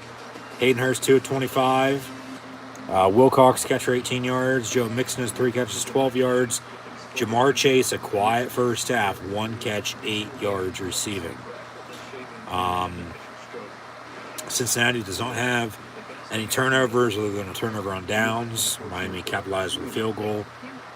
Dolphins on the flip side, too, of course, has the interception, but Cincinnati could not capitalize. So they should have kicked it on when they went for it. They'd have another 3 points, lead 17-12 right now. Miami's missed an extra point because they don't throw off the right upright. They also missed a field goal because it was blocked. So, add those 4, maybe a couple more points than that if they go for 2.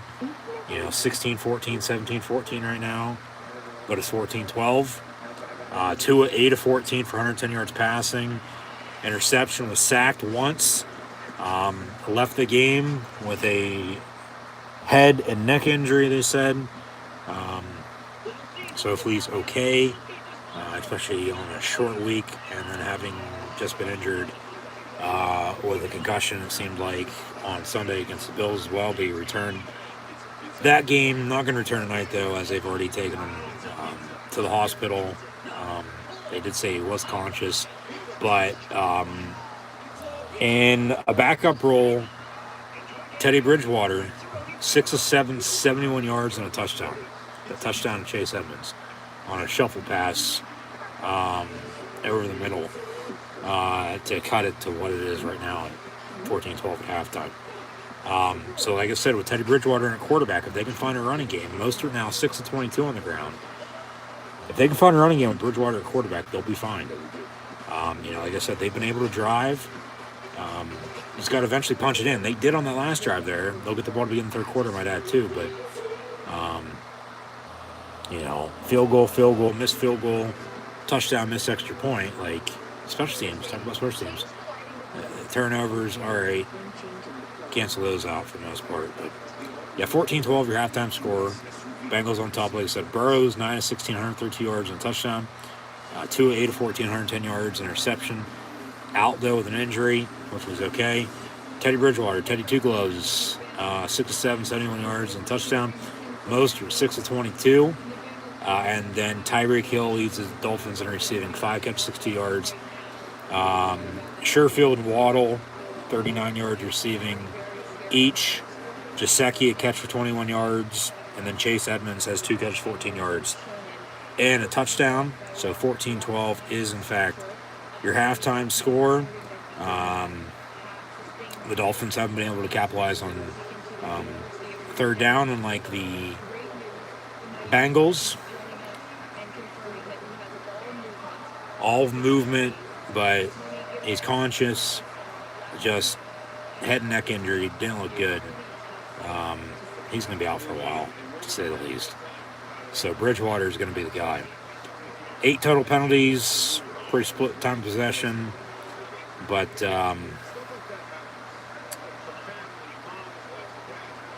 running game needs to pick it up for both these teams. So we'll see if it does or not. Like I said earlier, I feel honestly tonight, whoever has a better running game and then more executed explosive plays will win this game. And then keep an eye on the tight end possession. But Hayden Hurst and Mike Gesicki have been quiet. Jamar Chase, the same for him. Really no running game, but comes down the wire. What defense going to bend doesn't break, and then special teams. 2-point game at halftime. 6-minute game though. Still got another half of what we played. 8 games last week decided by 4 points or less. And 18 games total 3 weeks in have been decided by 3 points or less. So.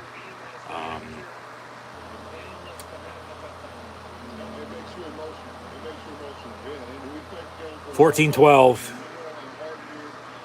Yeah, Tua, he left the game with a head and neck injury, and he was transported to the University of Cincinnati Medical Center, which I said was a couple miles from the city, or a couple miles from the stadium outside of the city. And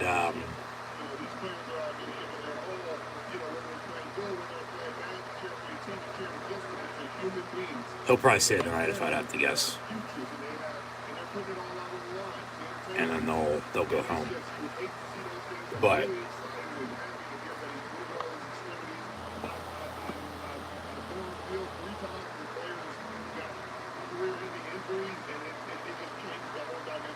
yeah.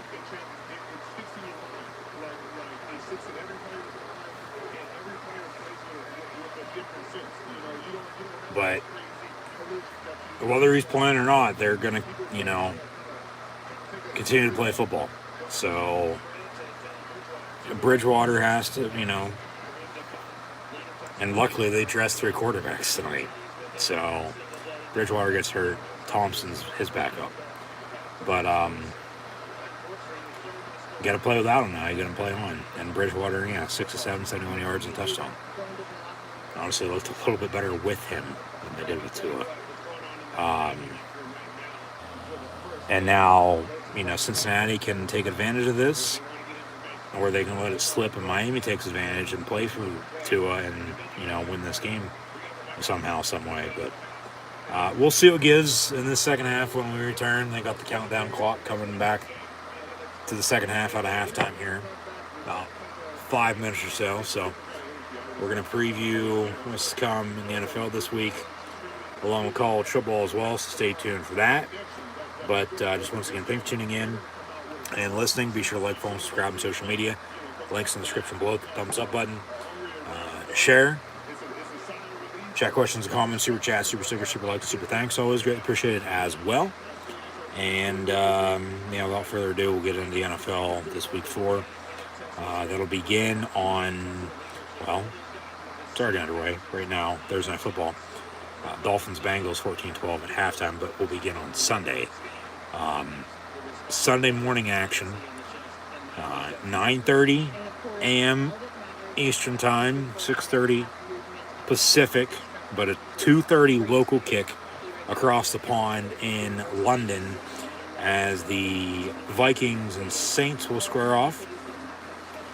Come 1 o'clock, as that 9:30 game will be the first of 3 London games this year, all in the month of October. We'll have a Germany and then a Mexico game in November. The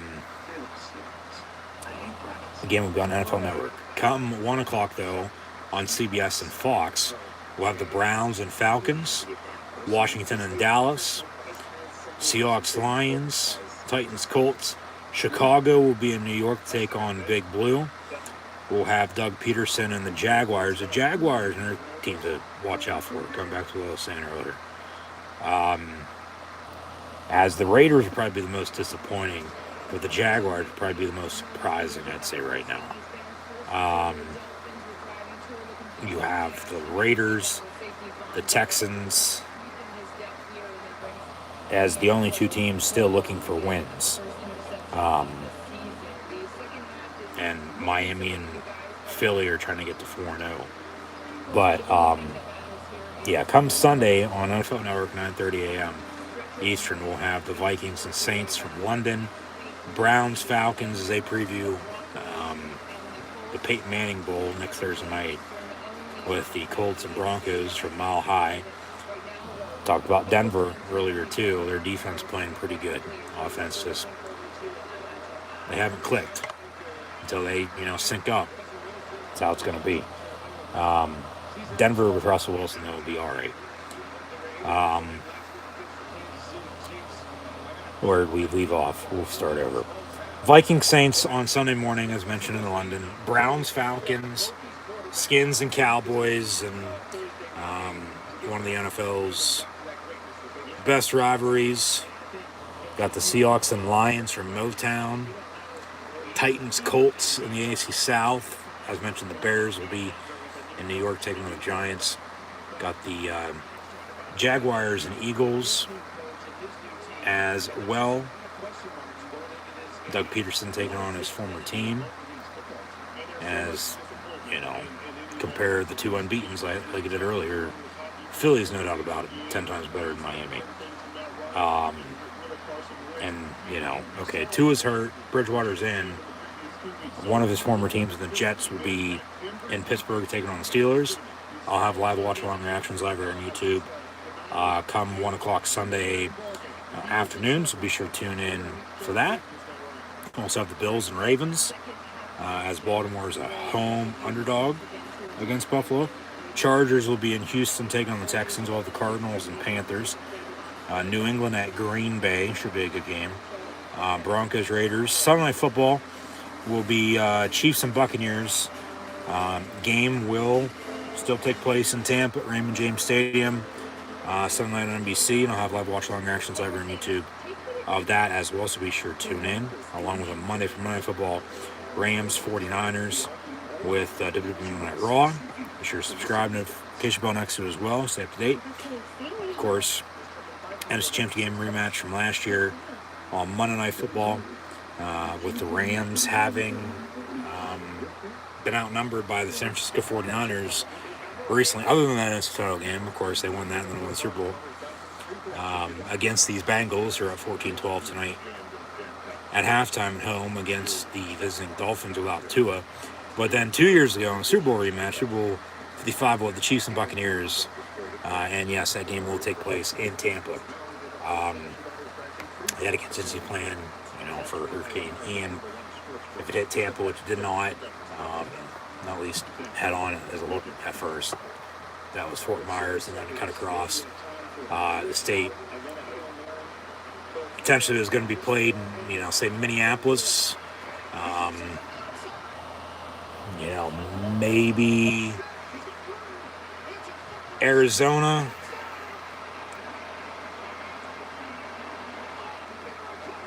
Nashville could have been an option. But hell, even Miami, because Dolphins are on the road tonight, but Minnesota's at New Orleans. Hell, even New Orleans for that matter. Both those teams are in London, but honestly, NFL stadium-wise, everywhere else would be on the table. It seemed like, because unless the Bucs would have been willing to give up a home game and play at Kansas City, which no, they're going to keep the game in Tampa anyway. So that's Sunday Night Football, followed by Monday night. But here we are on Thursday night, coming out of halftime with the Bengals on top of the Dolphins, 14-12. At some point in time by down the stream, we'll get to college football this weekend, even though we already previewed it at the end of last week, a few times I might add. So if we get to it, we get to it. If we don't, we don't. We're going to try to. Like I said, a few games have been moved, but Tua is conscious, has movement and feeling.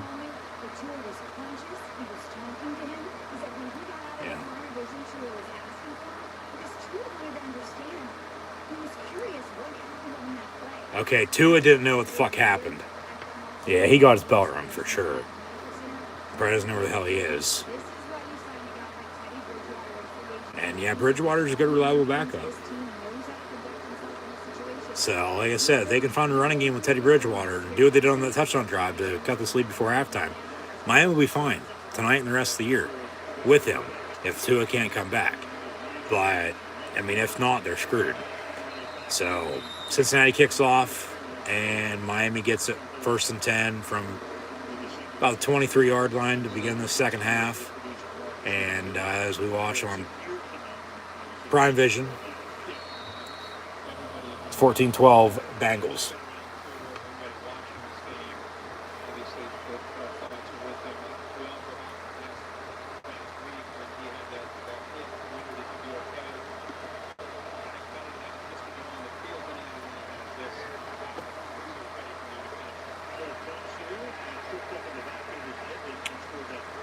Give to Chase Edmonds, nowhere for him to go though, and second down.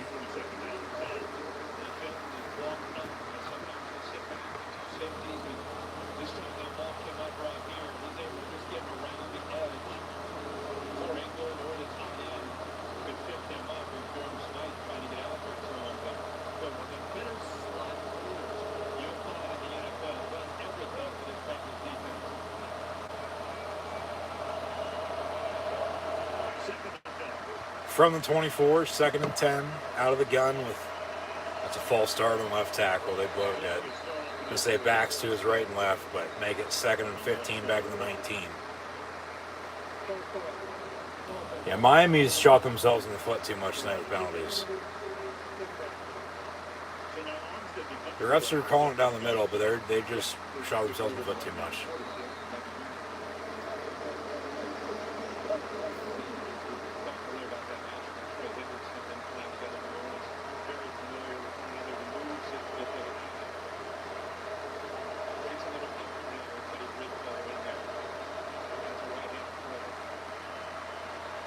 So from the 19, 2nd and 15, it's 14-12. They get it off. Deep ball, far side, and it'll be picked off. Did he have both feet in, though? They say no, out of bounds, incomplete. I don't know. They're both in. No, he only had his left. He drug his left. His right was out of bounds. So that's incomplete. That's a good call. Unless it would have been intercepted. Yeah. If he had the right foot down, he drug the left, that'd be a catch and an interception, but no, incomplete. Because he didn't have the right inbounds. He had it out of bounds and drugged the left. And then even in college, even with 1 foot in, that would have been incomplete because his right foot touched out of bounds first before he drugged the left. Because in college, of course, you only have to have 1 foot in. In the NFL, you have to have 2. That pass incomplete, 4th down and long, they'll punt. So a minute and a half into the second half, Miami 3 and out, and they'll punt. It's a tough matchup against Louisiana. Louisiana, again, is one of the top teams that started 2022. Just a technician. That side pickup does have signs on it, but quickly you see Louisiana is his head turn. That's all that would run behind him. We're going to have good names. Fair catch at 36, 1st and 10, Cincinnati from there. And they're going to give us 3 steps to the break, and we're going to see Dak Prescott get hurt once again in the DirecTV commercial. Because who flips a table? But in the meantime, we'll preview college football this weekend. As the Housewives once again are still on the fucking field. It's been 4 weeks. I mean, come on, man. Get them the hell off the field at this point.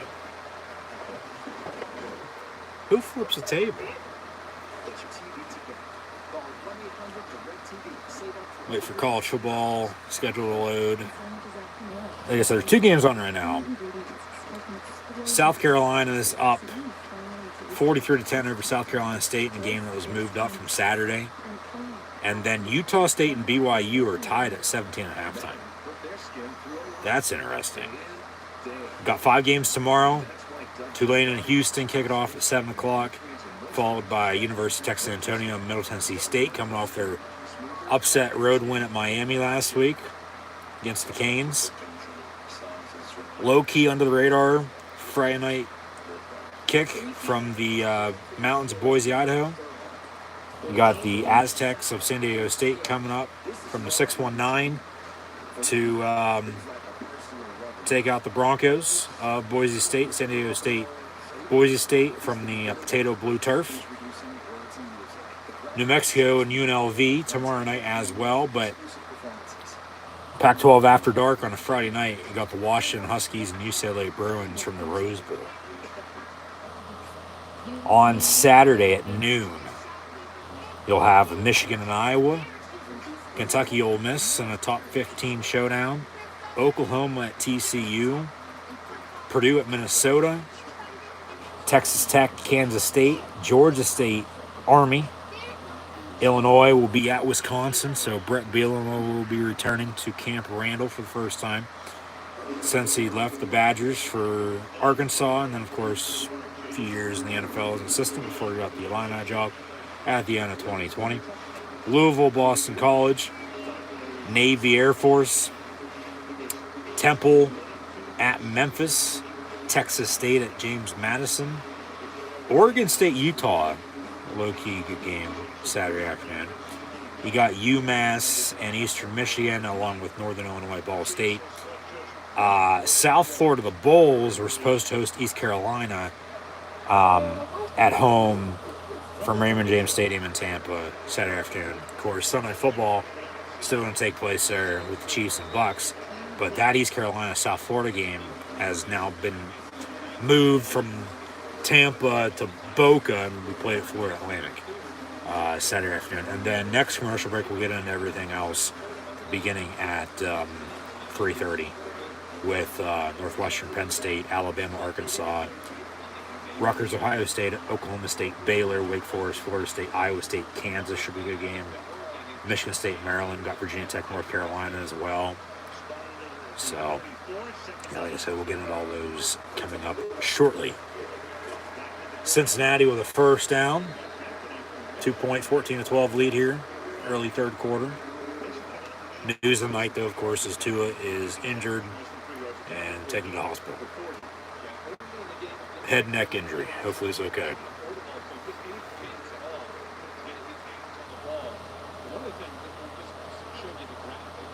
Burrow and Jamar Chase. What Miami's doing is they're rolling their safeties towards Chase. And so they're going to double team him From the 46, one-on-one. first and 10. Mixon again. 3, maybe 4 yards for Joe Mixon, so they're trying to run the ball with a lead and work some clock here.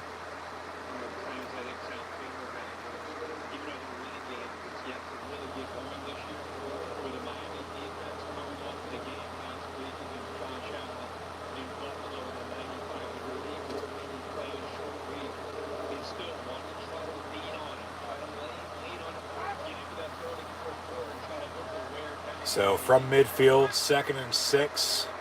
2nd and 6 from midfield. Burrow dumps off on a screen. No gain on the play. 3rd down. So 3rd and 6. I'd take a deep shot. I mean, where's Jamar Chase at? Hell, even Tiggins has the touchdown, but even Tyler Boyd, Hayden Hurst. Take a deep shot here, Cincinnati. From midfield, 3rd and 6. I get one on the work with the sticks, but take a deep shot. If you don't get it, even if you don't get a first down, if you work it short, you punt, you pin them deep. Well, Burrow, in the meantime, there's a flag on the play. He'll go down on the sack for 5 yards. So it'll be 4th and about 11. But maybe a hold. Cincinnati keeps possession, 1st and 10. Or maybe they accept the hold and 3rd and penalties decline, 4th down, they'll punt. Yeah, I was going to say, why give them another down? Be 3rd and a mile, but get a holding on a sack. Like, that's just pathetic.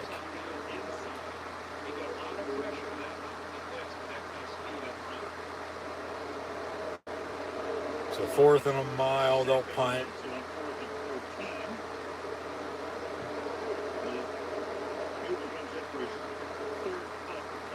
It's 14-12, so still close.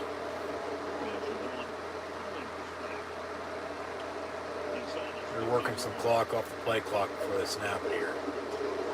They almost blocked it. I think they might have got a little bit of it, but it'll be fielded by Miami and a return of about 5 yards to the 14. So 1st and 10 Dolphins from there with 10-11 to play in the 3rd quarter.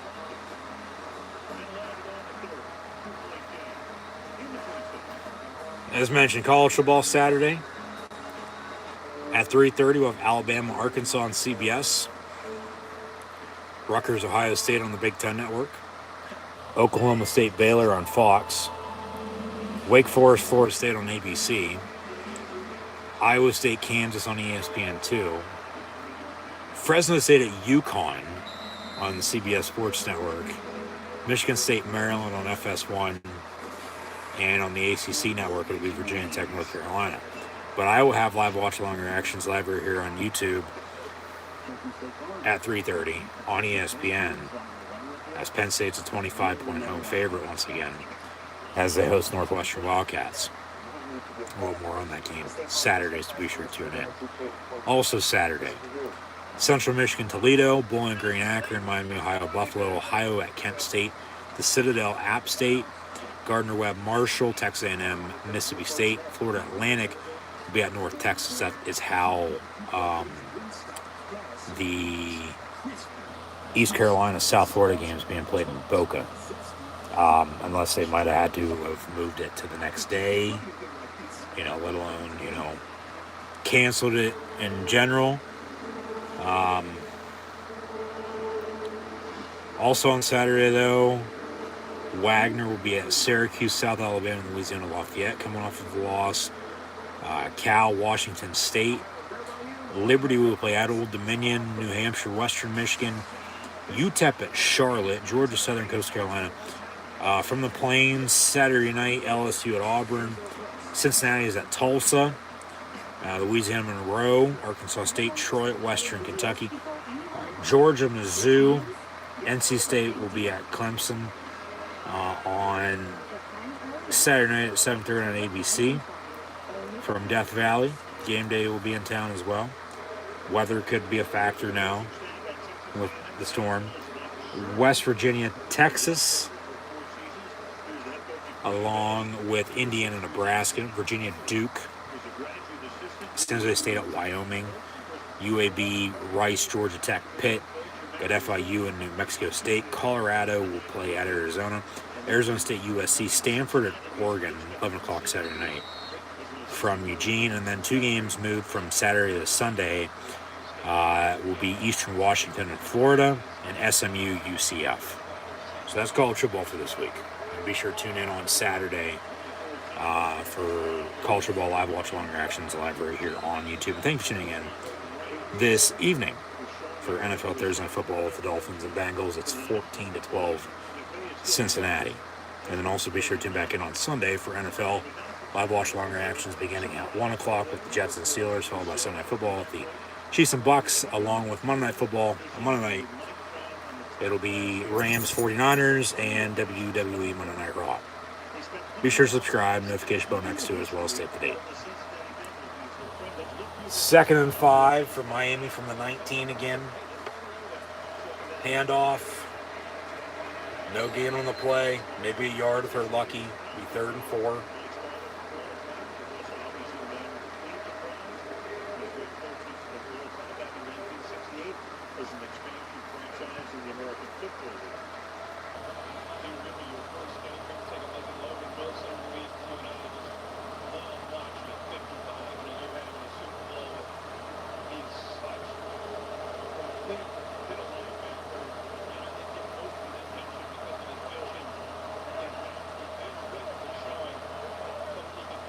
Trips near side. Jasecki gonna break that motion. They look his way near side. Makes the catch, but nowhere to go. 4th down, and they'll punt. So defense is stepping up this 3rd quarter. What defense gonna bend doesn't break now? You know, like I said at the start, 14-12. It's like you do enough early and then you hold on. Don't fuck it up. You know, one of those games.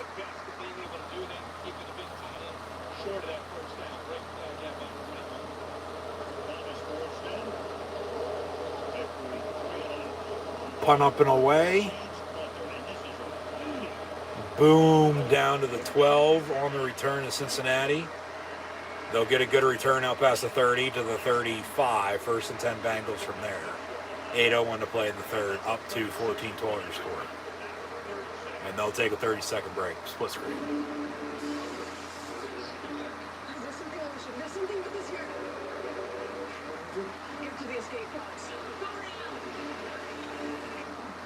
Okay, I'm an alien, and I got these claws. I'm climbing a wall now. If you're making a sci-fi movie, you need to finish the special effects. That was good. And if you want to save by bundling home and car insurance, you need Geico. See how much you could save by bundling with Geico. Living with money? Yeah, ain't that it? 65-yard rush that classic activity in the 36, February 30 to 22. This drive begins at the 35. From the 35, 1st and 10, Burrow slant pass over the middle, caught 1st down out past midfield for 17 and a 1st down. T. Higgins is their number 1 receiver tonight. I don't know where the hell Jamar Chase is at, let alone Tyler Boyd, or even Hayden Hurst at tight end. But Miami's done a good job of shutting them down, and then T. Higgins is, you know, the number 1 receiver. Burrow getting the ball, he's making plays. They have a running game compared to Miami, and I mean, honestly, what more can you ask for? From midfield at 1st and 10. And you're already up by 2. You should be up by 5 at the max. If you would have kicked it rather than go for it. But toss it far side, mix in. He'll get, 5, maybe 6 yards, 2nd down.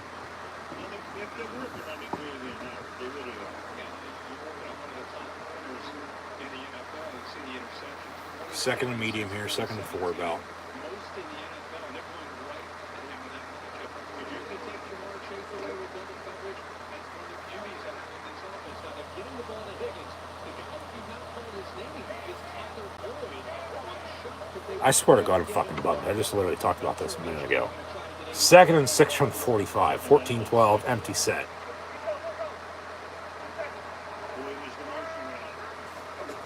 And deep ball. Intended for Chase. It's incomplete. No penalty. Good no call. Incomplete. 3rd and 6.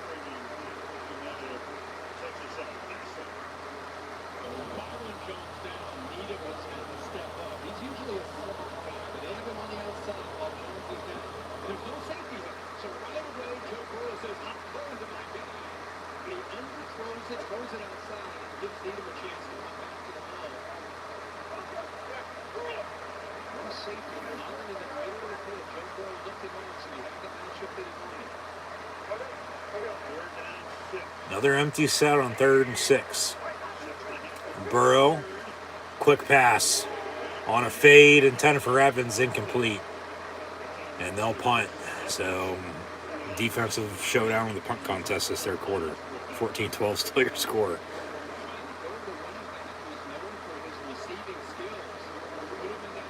What defense gonna bend doesn't break?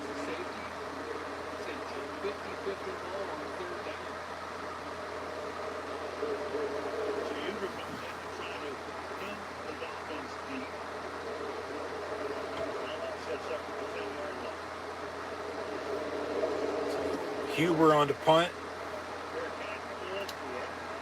And Miami's starting back at the 10. So they're 3 drives now this second half. They've started inside the 20-yard line. Which, well, we've seen where that's got them. Not far. Because they've punted. So, I mean, something's got to give here. We'll see what does. But, man, just...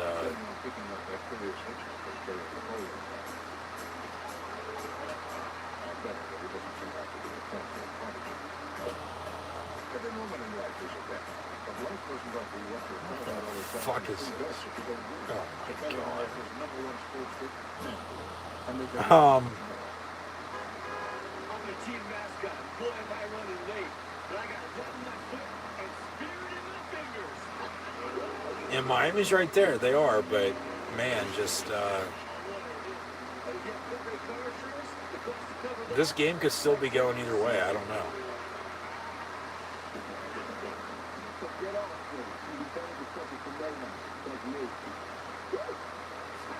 So I'll leave it at that. There's not really much else to be said. Just, you know, punt, punt, punt, punt, punt. A lot like what we saw on Sunday night. A lot of low-scoring games this season. And I'm fine by that. You know, defense wins you championships. So last year, it felt like the run game came back and the defense play came back. You know, especially when the game was on the line, players were stepping up and making plays.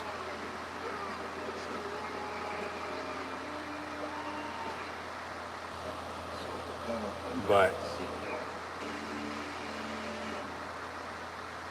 both these teams are going to find some rhythm this 3rd quarter if they want to, you know, do some more here before the end of the night, unless it just stays the way it is, and then boom, there's your final score as what's at halftime.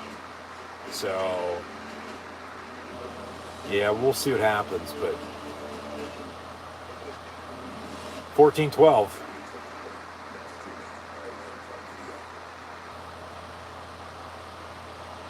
Tomorrow night, the one championship non-stop sports action between world champions Sun and the League tomorrow.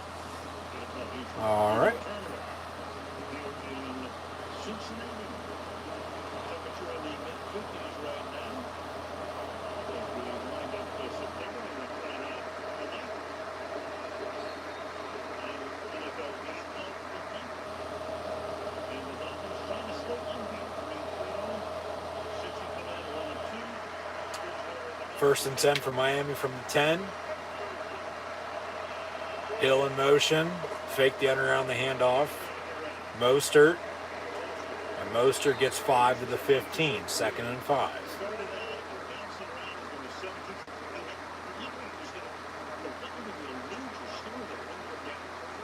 Yeah. And they got hurt.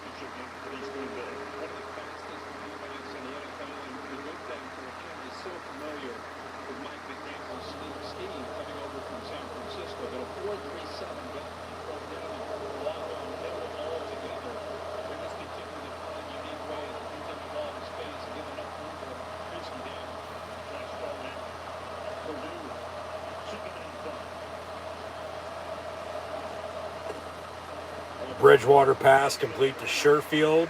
31-yard line he goes. 1st and 10. At least they give us, I guess some stats that hell you wouldn't even see on a pregame or a postgame show. You'd only be seeing it real quick in between a break for their next gen stats. Well, like I said, sometimes it just seems like there's too much shit on the screen. Just keep it basic. Bridgewater going to go deep. Has a man one-on-one. 10 for Hill. He still makes the catch at the 5-yard line. Surprised they didn't throw a flag on that. 1st and goal at the 5 for Miami. And they're cooking. Even without Tua. 65-yard strike. Bobbled it and still caught it. And even if there was a penalty, they'd be declining it, taking 1st goal at 5.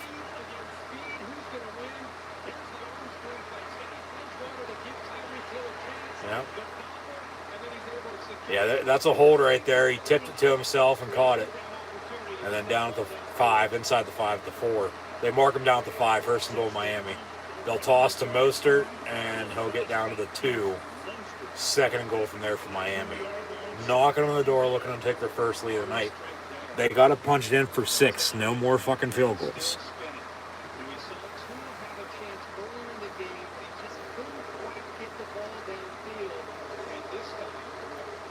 Play action pass to one of your 2 tight ends, Mike Gesicki, Durham Smythe. You don't want to run it.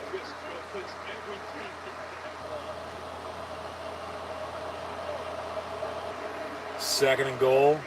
Handoff Mostert, and nowhere to go. 3rd and goal from the 2.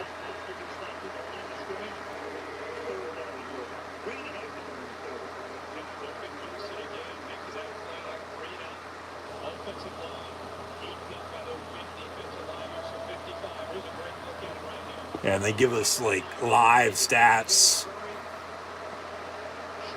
as they show replays rather than just, on this game.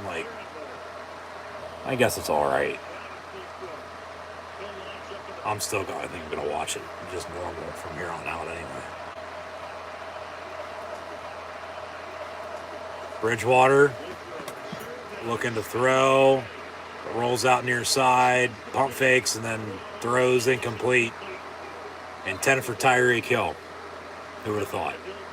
So you got to kick it. 15-14 was a made field goal here. Should have hit Gesicki right there. Boom, he walks in.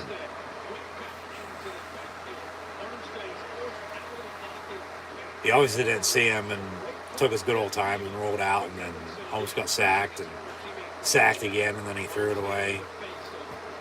Well, 10 for Hill, but it fell incomplete, which,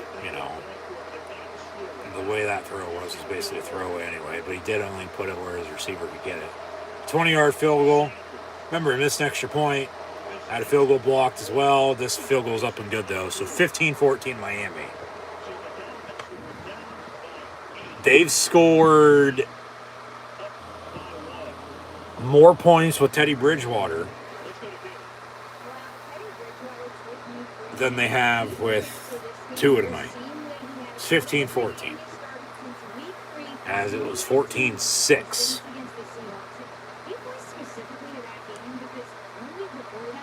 When Tua got hurt, they scored 9 points with 2 touchdowns. A touchdown, a missed extra point, and a field goal there with Bridgewater. So 15-14 Miami with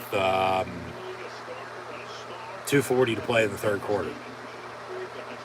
But the first half went by pretty slow. This 3rd quarter's picked up some pace, though. So 15-14 Dolphins. Bengals getting the ball back.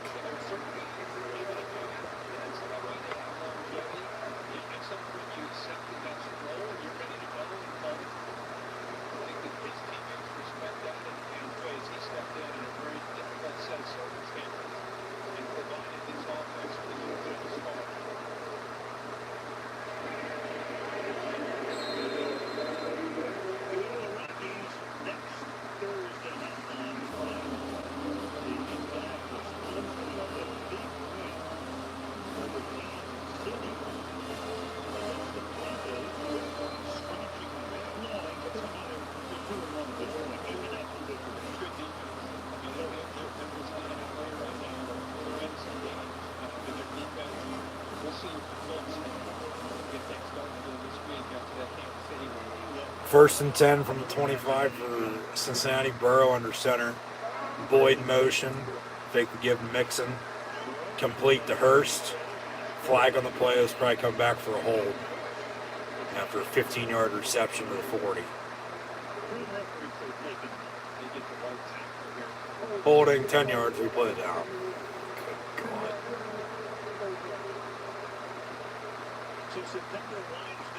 15-14 here.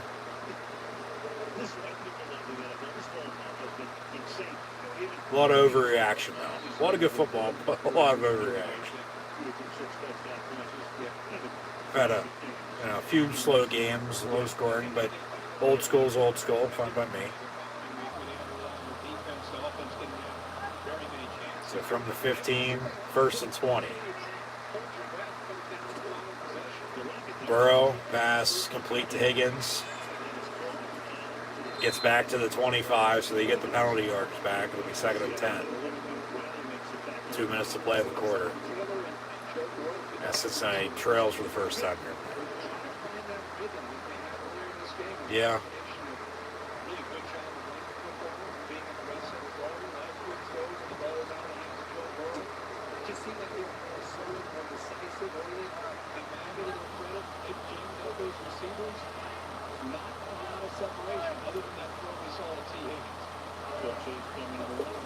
Burrow going to hand off. P. Ryan, no gain on the play.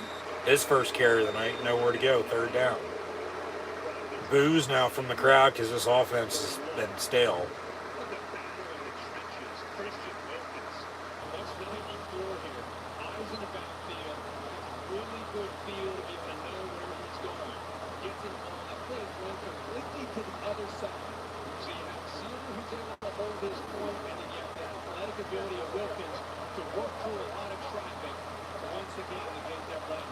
Empty set on 3rd and 11. Double pass. It's caught, first down. Cincy out past the 40 to the 45. Jamar Chase on the reception after Burrow hit Tyler Boyd behind the line of scrimmage for a backwards pass, which is legal. Can't have 2 forward passes on one play. So behind the line, yeah. And then Boyd with a pass complete to Chase for a first down. 23-yard reception, first and 10, Cincinnati. And this might do it for the third quarter. 25 seconds of counting to play in the third, 15-14.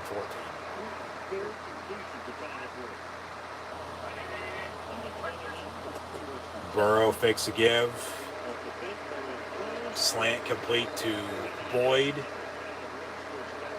And second and about 4 to begin the fourth. They'll switch ends, but they won't have to go far because they're right around midfield. But that'll do it for the first 45. But we got 15 to play. It's 15-14 Dolphins on top of the Bengals here tonight on Thursday Night Football. Tua 8 of 14 and a $110 with an interception. Out for the game though with a head and neck injury. Teddy Bridgewater stepped in though, 9 of 13, 153 yards passing, and a touchdown. They scored more points with Bridgewater and quarterbacks than they have with Tua. At 9-6, 15-14, 1-point lead at the end of 3. They're keeping it simple, but they're still opening up the playbook for him. Of course, he's been around the league. He knows what the hell, happens. He knows how to get it done. Mostert, 11 carries, 36 yards rushing. Tyreek Hill, 6 catches, 126 yards. Jalen Waddle, 2 of 39. Gesicki has 2 catches, 23 yards. Edmonds, 2 of 14 and a touchdown. Mostert has a catch, 6 yards on the backfield as well. Sherfield, though, 4 catches, 55 yards behind Hill for Miami in the receiving category. Burrow, 14 and 23, a $170 and a touchdown. Mixon has 16 carries, 47 yards rushing and a touchdown as well. And then now T. Higgins, 5 catches, a $102 and a touchdown. Jamar Chase coming on now, 2 catches, 31 yards. Hurst, 2 of 25. Wilcox has a catch for 18 yards. Mixon, 4 of 13, and Boyd a catch for 4 yards. So 15-14 Dolphins at the end of 3 with 15 minutes to play. Once again, thanks for tuning in and listening. As always, I'm your host, Encyclopedia Sports. Go ahead and Luke 96. Be sure to like, follow, and subscribe on social media. Links in the description below. The thumbs up button. Share. Hashtag NFL. Hashtag Dolphins. Hashtag Bengals. Hashtag TNF. Hashtag Thursday Night Football. Hashtag TNF on Prime. Hashtag MIA versus CIN for Miami versus Cincinnati. Hashtag whatever the hell you want to hashtag. But chat questions, the comments, super chat, super stickers, super likes, and super thanks. Always greatly appreciated as well. And once again, thanks for tuning in and listening. And hopefully tune back in later on this weekend for more football, live watch along reactions, live right here on YouTube. Then at 39 on Thursday Night Football, Dolphins lead by 1, 15-14 over the Bengals.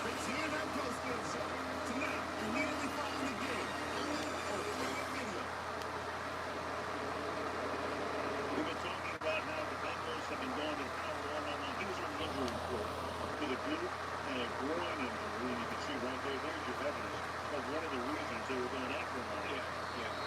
He came in. 2nd and 6 for Cincinnati here to begin the 4th. Right around midfield, the 49-yard line.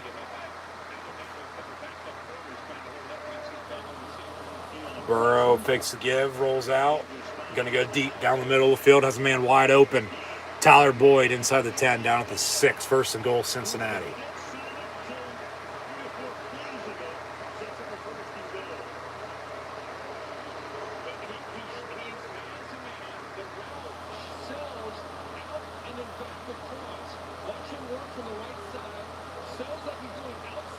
Yep.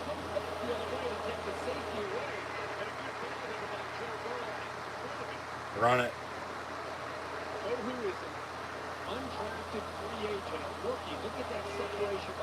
Under center. They will do just that. Handoff Mixon. Down to the 2 he goes. 2nd and goal.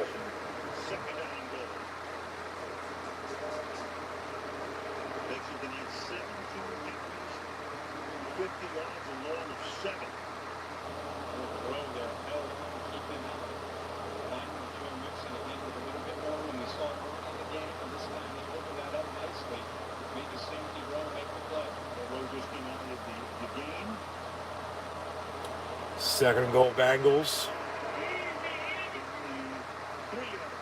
Play clock at 6. Timeout, timeout, timeout. They call a timeout with 1 second on the play clock. Rather than a delay a game at the 2 with 13 and a half to play, down 1, you know, no stupid penalty there. You call a timeout when you have 3 of them. The Dolphins staying over with Philadelphia, the only unbeaten teams in the league. The Bills 2-1. Jets and Patriots are each 1-2. Meanwhile, the Browns are 2-1. The Ravens are 2-1. The Steelers and the Bengals 1-2, and the biggest difference in AFC North race. We talked about early in the year, sitting at 1-2, defending AFC champs. Lose this game at 1-3, 10 days until you go on the road for Baltimore. This is only a year ago. It's a big change the complexion of things. 2nd and goal after the timeout from the 3 officially. Out of the gun, Mixon to his right. Another handoff. Joe Mixon going to lower his shoulder and be brought down to 1. 3rd and goal for Cincinnati from there. Sneak it. Run it again. You're going to play action to your tight end. Comes down to it. Don't run no fade. Whatever you do, do not run a fade.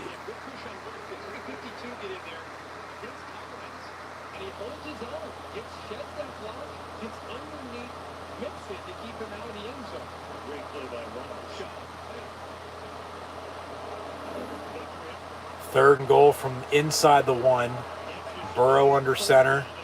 Sneak it. There's a fucking hole right there. Another handoff Mixon. They're going to stuff him. No, he did not get in. 4th and goal from there. They got a decision to make to go for it or kick it. I kick it. You should have kicked it on 4th and goal earlier, or 4th down earlier, and went for it and didn't get it. You'd already be up 17-15. You kick it again, you're up 20-15. Or if you do have that field goal earlier, maybe you want to go for it now. Maybe they still go for it now. I'd kick it, go up 17-15. You got to take your points. You got to kick it. Field goal gives you the lead. McPherson with a chip shot. 20-yard field goal. Kicks up, kicks good. 17-15 Bengals with 12 minutes on the dot to play. So, talk about special teams. I mean, shit. We've had 1 field goal, 3 field goals, make it 4, but a missed field goal, missed extra point. 2-point lead for Cincinnati again. Ain't 14-12, but 17-15. When it could be 20-15, but say, 20 to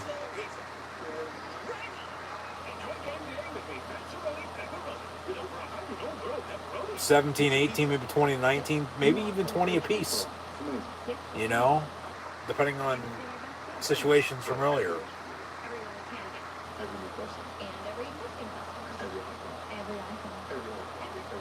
So 17-15 Bengals. Everyone gets AT&T's best deals on February. Get the new iPhone 14 Pro phones. And you can make the link.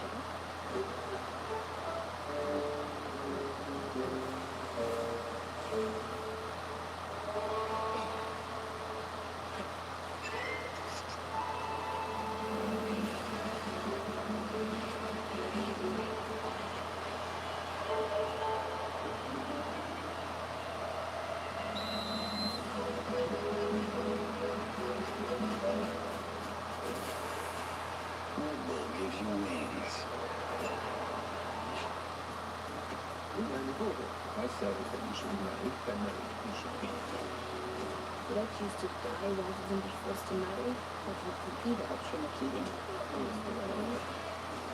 You get to decide who we are unless you pop. You don't think we people. I wish I could know everything in the world. Listen now, I am enough.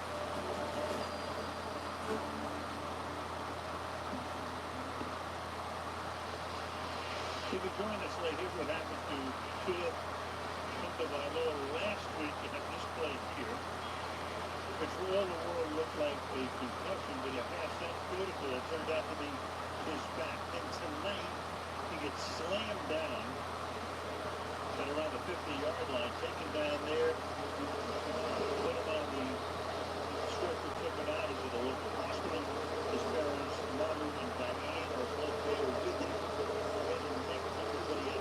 He has movement in all extremities. So simply hoping for the best here. Touchback on the kick, 1st and 10. Miami from the 25, and they played all right without Tua. He passed the concussion protocol, but hold on. Still some work to be done on that. And of course, this is going to open up a little bit of a hornet's nest. Yeah, even more with this tonight, for sure.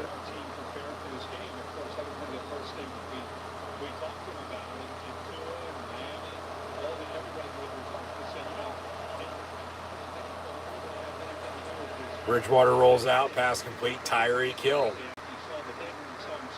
7-8 yard reception, 2nd and a short.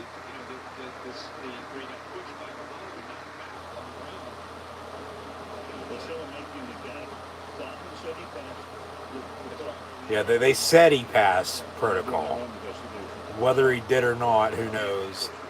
He definitely ain't coming out of it anytime soon with what happened again tonight, but yeah, 2nd and 3 now for Miami.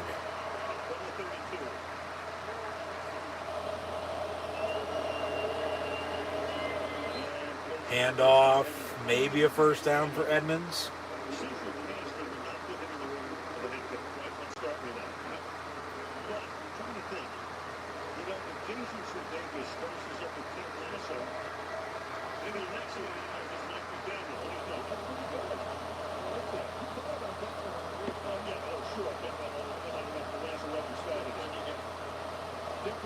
3rd and inches. No, he didn't get it. 3rd and inches.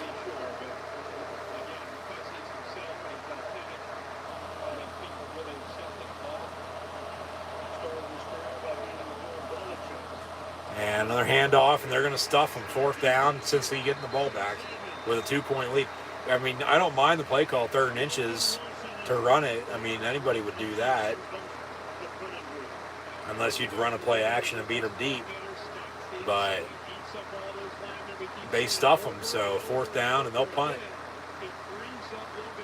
And Cincinnati going to try to extend their lead. Miami going to try to hold them to a field goal if they can. But, I mean, if they score and go up, 24-15, that's a 9-point game. That's 2 scores with under 10 to play, and Miami's in trouble though at that point, even with 3 timeouts and a 2-minute warning.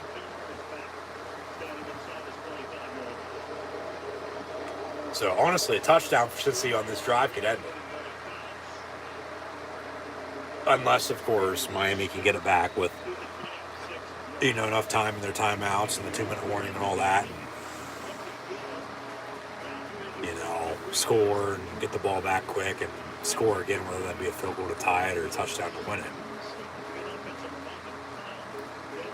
But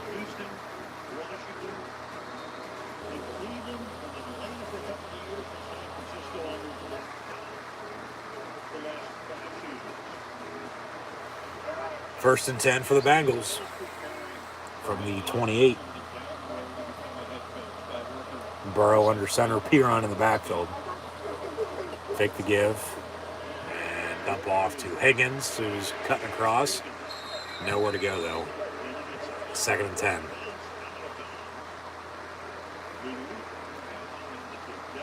If I'm Cincinnati with a 2-point lead at home, under 10 to play, I'm running the football and I'm running clock.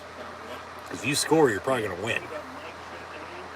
Field goal, okay, you go up 5. Field goal earlier, when you went for it on 4th down, puts pressure on Miami again. You're up 8, they got to score and go for 2. But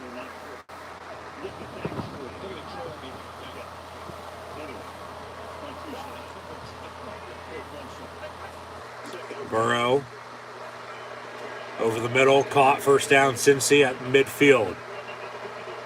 T. Higgins once again. Another catch for him. Yeah, him and Hill. Higgins and Hill. 2 100-yard receivers on Thursday Night Football. Wide open over the middle. 22-yard catch and run. Now, if they score, go up 9, pressure's on Miami, and the game's probably over. Because Miami, their drive right before halftime that they scored on, they cut it 14-12, and then their field goal a little bit ago. But they're 2 good drives with Bridgewater. Because 2 ain't coming back.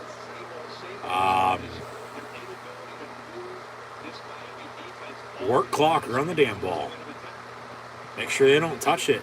If you get up 9, or even 5 for that matter, with as little time as you can give them the ball back with the timeouts, 2-minute warning. Burrow pass near side, and I don't know about 2 feet, but they say catch. 1st down for 13 to Jamar Chase, 1st and 10 Bengals. Run the ball. Run the damn ball, Cincinnati. Run Mixon, run Piron. Burrow on a quarterback draw. Get it to your tight ends. Chase is finally, coming out. But you have Higgins, receiver of the night. Tyler Boyd's been quiet to an extent too, but not as much as Chase. Run the damn ball. Aussie in motion.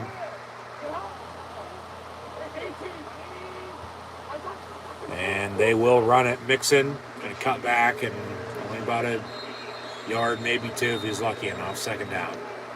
But you want to run the ball, work as much clock as you can, make Miami call their timeouts. They're going to try to force you to a field goal.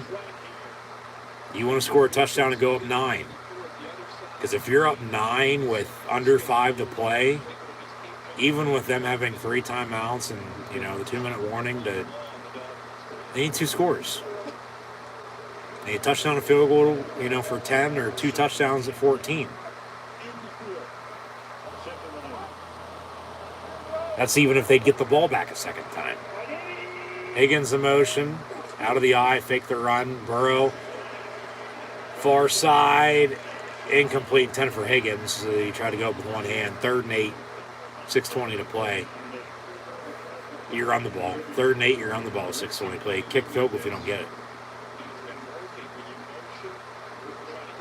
And I mean, hell, you probably should have had a field goal on 4th down that you went for earlier. You'd be up 20 right now to 15. Field goal makes it 23 to 15. That's a 1-score, 8-point lead. That's what they definitely kick it if they would have had the field goal earlier. They don't get this 3rd and 8, they probably go for it, but even though they should kick it still. Flag on the play may have been offside. And Miami just shooting themselves in the foot tonight. They say false start, so 3rd and 13 rather than offside. False start on the Bengals.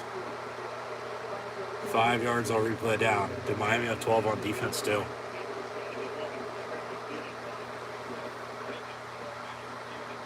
All right.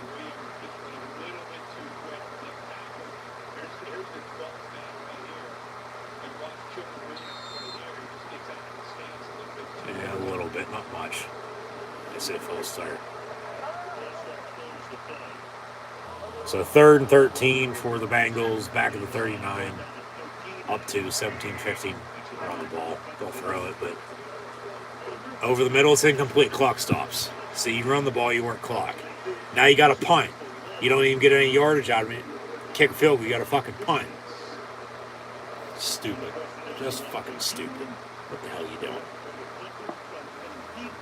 But good stuff by Miami. They're going to get the ball back. Field goal wins it for them. You know, touchdown puts more pressure on Cincinnati. But since he's been, you know, able to in, you know, short amount of time when backs up against the wall, drive and score quick. They're going to kick the field goal from 57 yards. I mean, do you blame them? But then if you don't get it, you give them good field position. Kicks up. Kick is good. It would have been good from 64, they say. So from 57, it's good. It's 20-15 with 6:13 to play. So, okay, back to Miami. Pressure's on them. Touchdown. I mean, they can kick a field goal if they'd want to. But, I mean, time's ticking away. They're going to need to score it. So, all right, they kick it and they make it from 57. You miss it, though, you give them good field position. So that's what 3rd 13 call, you run it rather than throw. Clock stops with the incompletion. Clock's still rolling on the kick. You know, you're under 6 to play right now rather than where you are. And it goes back to, like, just watch the final score be like fucking 22-20 with Miami winning. And then it goes back to the 4th down that Cincinnati went for and didn't get it when they should have kicked it. You know, they'd be up 23-15 right now. It's an 8-point lead and, you know, bingo. So, I mean, good game thus far. I mean, we've had a lot of close games this season. And I've had a couple blowouts too, but another 5-point game with 6:13 to play. So, we'll see what Miami does when we come back, but pressure's on them, and we'll see what they can do with the odds stacked against them with a backup quarterback who hasn't looked half bad at all. Honestly, better than Tua, to be honest with you. To an extent. I mean, each game is going to be different, no doubt about it, but it's just not going to be this, you know, second half tonight with Bridgewater. It's going to be a few games moving forward. Like, I'd have to guess Tua at the earliest to return. I mean, they might say next week, but I'd be resting them. I'd be waiting, you know, until you play the Vikings and the Steelers right before Halloween. Looking ahead at their schedule. Yeah. Which maybe, you wait till after that if it's a no-go still. They don't clear him. There's going to be a big story with that, as there already is, though. This just adds more fuel to the fire is all it does with them getting hurt. But Cincy on to kick off, so we'll see if going for it on fourth down early is going to come back to bite the Bengals or not. Because they could have kicked it, be up 23-15 if they have that other 3 points. But I talked about special teams earlier. Could be the difference, could be key tonight. And we've had a lot of field goals and extra points tonight, to say the least. So there's that, but at 20-15, 6:07 to play. But what we haven't had since Tua's interception is a turnover. So from the 22, 1st and 10, Miami. Toss near side to Mostert. First down run, out past the 40 to the 47, 1st and 10, Miami. Run the damn ball, exactly. With a backup quarterback, you want to run the ball. You're down 5, but you want to work clock now. You have some good field. You want to run the ball and work clock and score and make sure they don't get the ball back with any time left now. That's where this game's at. So from the 46, make it 47, 1st and 10. Mostert again on the give. Nowhere to go. He's going to lose 3 yards. Back to the 44. So 2nd and 13, 5:25 and counting to play on Thursday Night Football. And as we hit the top of the hour, 11 o'clock Eastern here tonight, and a little bit of a buffer, but I guess that's what you get with the streaming service every once in a while, especially for live TV. Yeah, we still get commercial breaks for whatever fucking reason. Makes no sense, right? Yeah, exactly. 2nd and 13.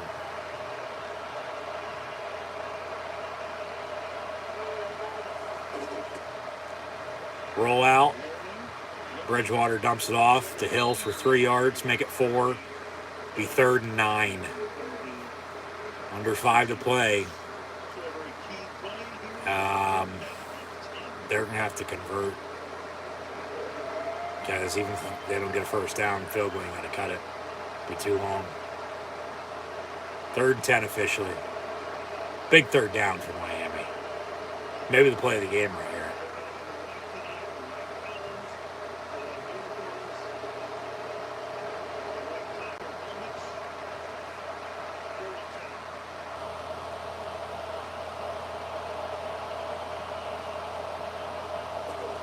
Bridgewater going to step up, avoid a couple sacks, got a flag on the play, probably for a defensive hold.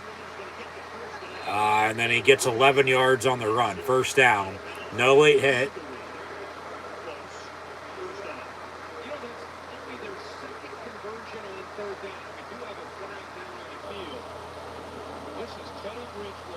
I think it's a defensive hold on 55, I do.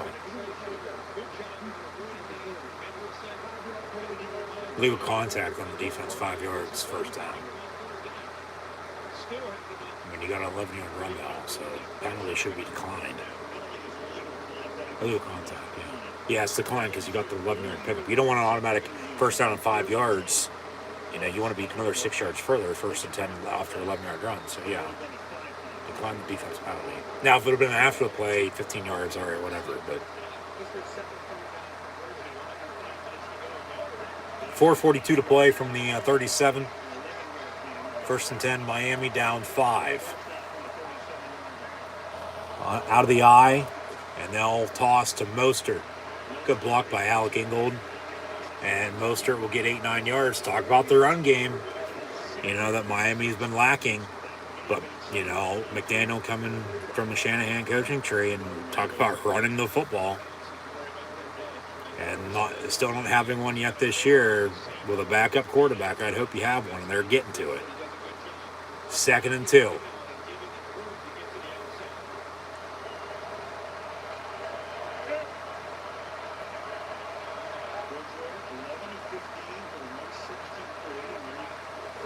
Bridgewater out of the eye, getting another handoff. Mostert gonna spin and fall down backwards for a first down.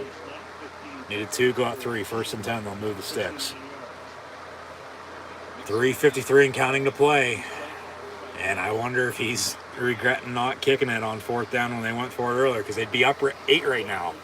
And then Miami would need to score and a 2-point to tie it at 23 rather than a score takes the lead.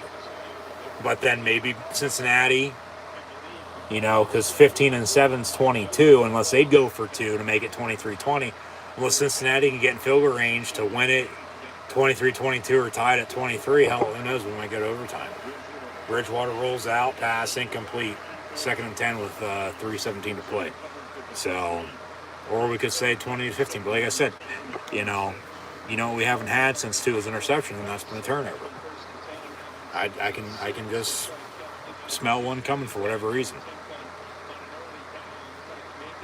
I don't know on who, but there's a turnover going to be coming, I think.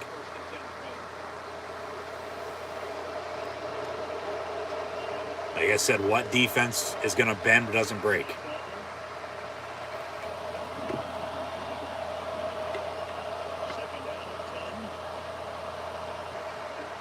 Bridgewater pass intended for Gesicki, and guess what?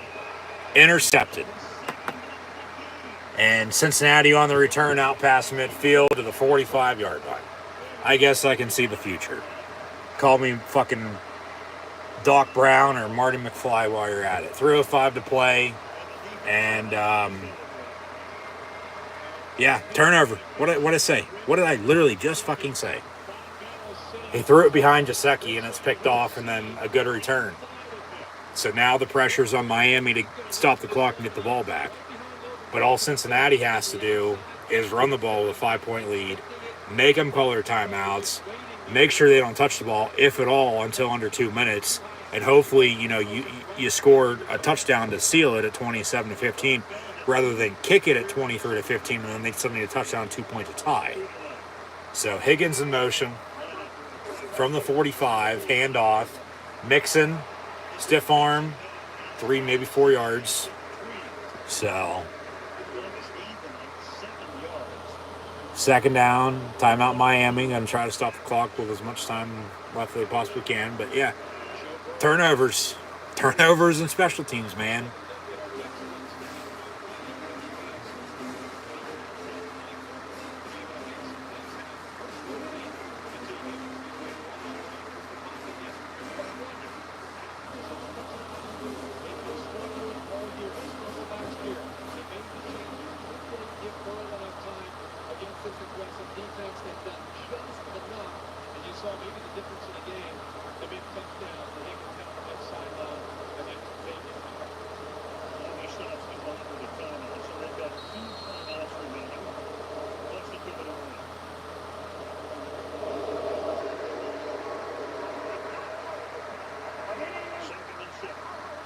From the 42, out of the gun.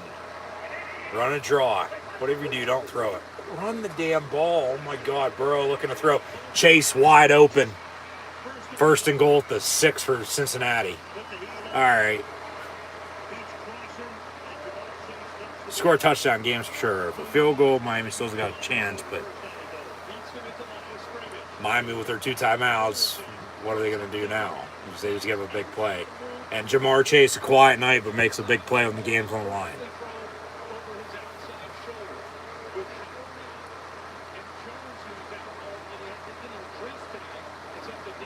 1st and goal, clock's rolling. They'll have to snap it here once before the 2-minute warning, and then, Miami potentially call more timeouts, but run it. Mixon. Hand off to 2-8. Lowers the shoulder, Powell pushes to the 2. And unless they call a timeout with 2:04 to play, we'll hit the 2-minute warning. 20-15 Bengals. Knocking on the door, looking to close it out with a touchdown.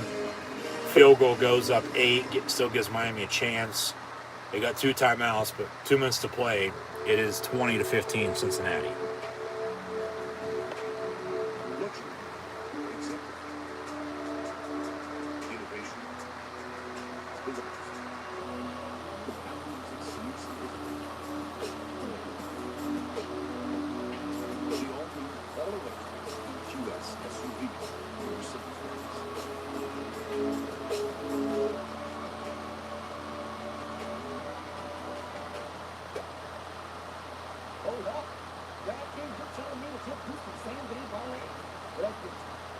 Here's a big moment.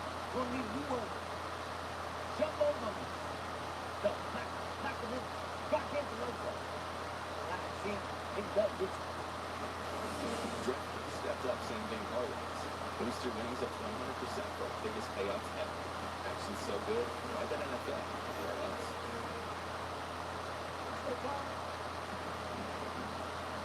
A game of inches. No, it's a game of billions. AWS machine learning and AI cover every angle, streaming 300 million data points in real time. As the data tells us all, even 1 million can make all the difference. And if AWS can do that for the NFL, imagine what it could do for your business. The NFL returns to London. Football is back on the world stage. Live from Foxborough Stadium on NFL Network. Vikings. Saints. Wake up early and watch with the world. It's Sunday morning football. Sunday at 9:30 a.m. Eastern, only on NFL Network. Right after the game, it's supposed to be like a video. They got a post statement news with the stars of the game that listening to the boys previewing Sunday's NFL slate. 67,260 tonight. Second and goal with 2 minutes to play. Cincinnati scores, they win. It's the largest crowd. Field goal, Miami still has a chance, but Burrow under center, run the damn ball. Stumbles, but he hands off to Mixon. They stuff him. Third and goal from the 2. Timeout Dolphins with 1:56 to play. Now's your time for your play action to your tight end.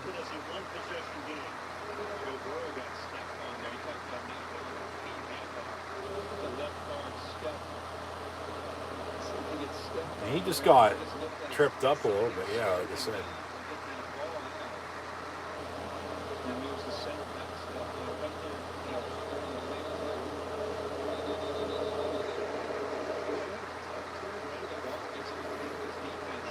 Yep.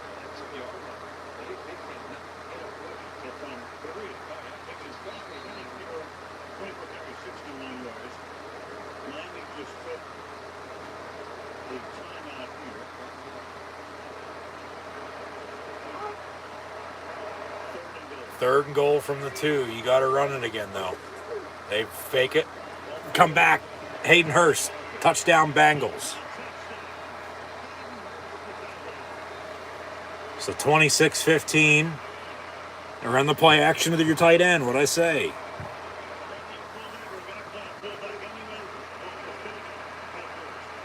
You got to kick it. Kick the extra point. You go up 12.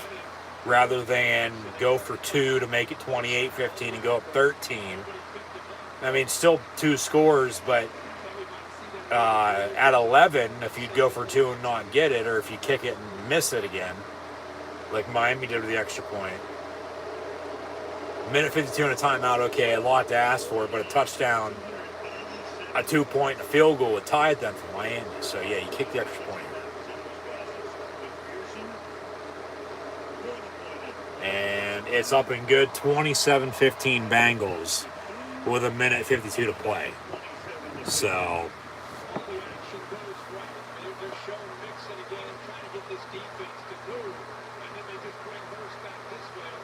yeah, good play call. Like I said, play action pass to the tight end. Can't run it like they were.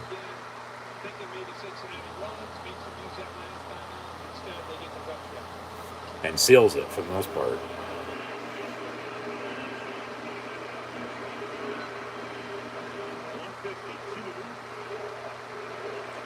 Who they gonna think they beat them Bengals? Well, it ain't gonna be the fucking Dolphins tonight, I'll tell you that much. Miami gonna fall to 3-1, Cincy will be 2-2.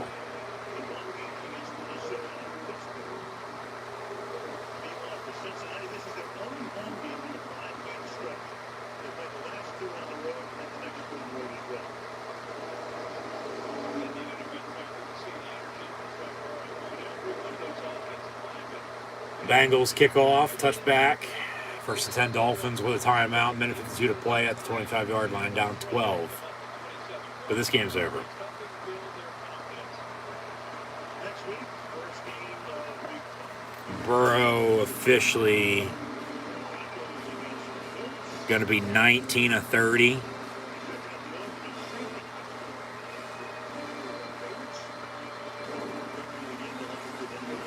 Make that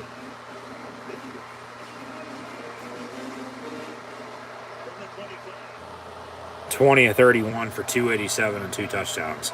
Tyler Boyd 1 for 1 with 23 yards. Bridgewater's pass complete to Tyreek Hill, first down Dolphins. Joe Mixon 24 carries, 61 yards rushing and a touchdown. T. Higgins 7 catches, a $124 and a score.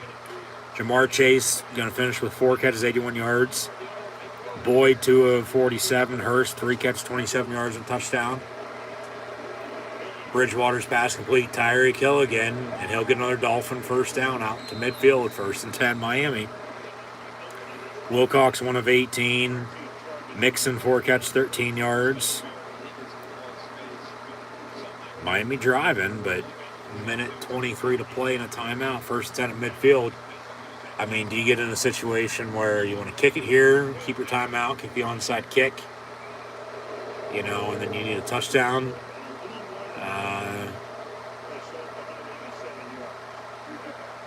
Well, that'd still be cutting it short. Yeah, you're down 12. You need 2 touchdowns.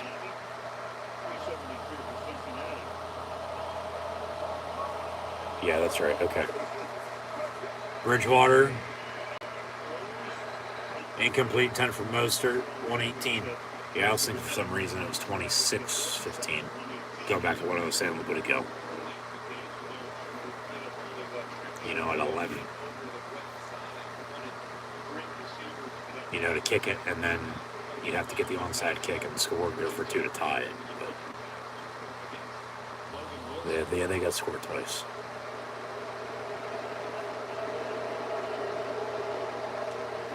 Second and 10 from midfield for the Dolphins. Minute 20 to play. Bridgewater pump fakes, and they'll force a throwaway. Almost got him sacked. They want intentional grounding, but we'll see if they give it to him or not. Jasecki was there. No penalty, no intentional grounding. Probably good no call. I mean, in minute 13, down 12. Yeah, they huddle up, but they're not going to throw the flag. No foul for intentional grounding. Receiver in the area was 88, Mike Jasecki. Yeah. I think he might even have somebody in the backfield too to check it down on the screen.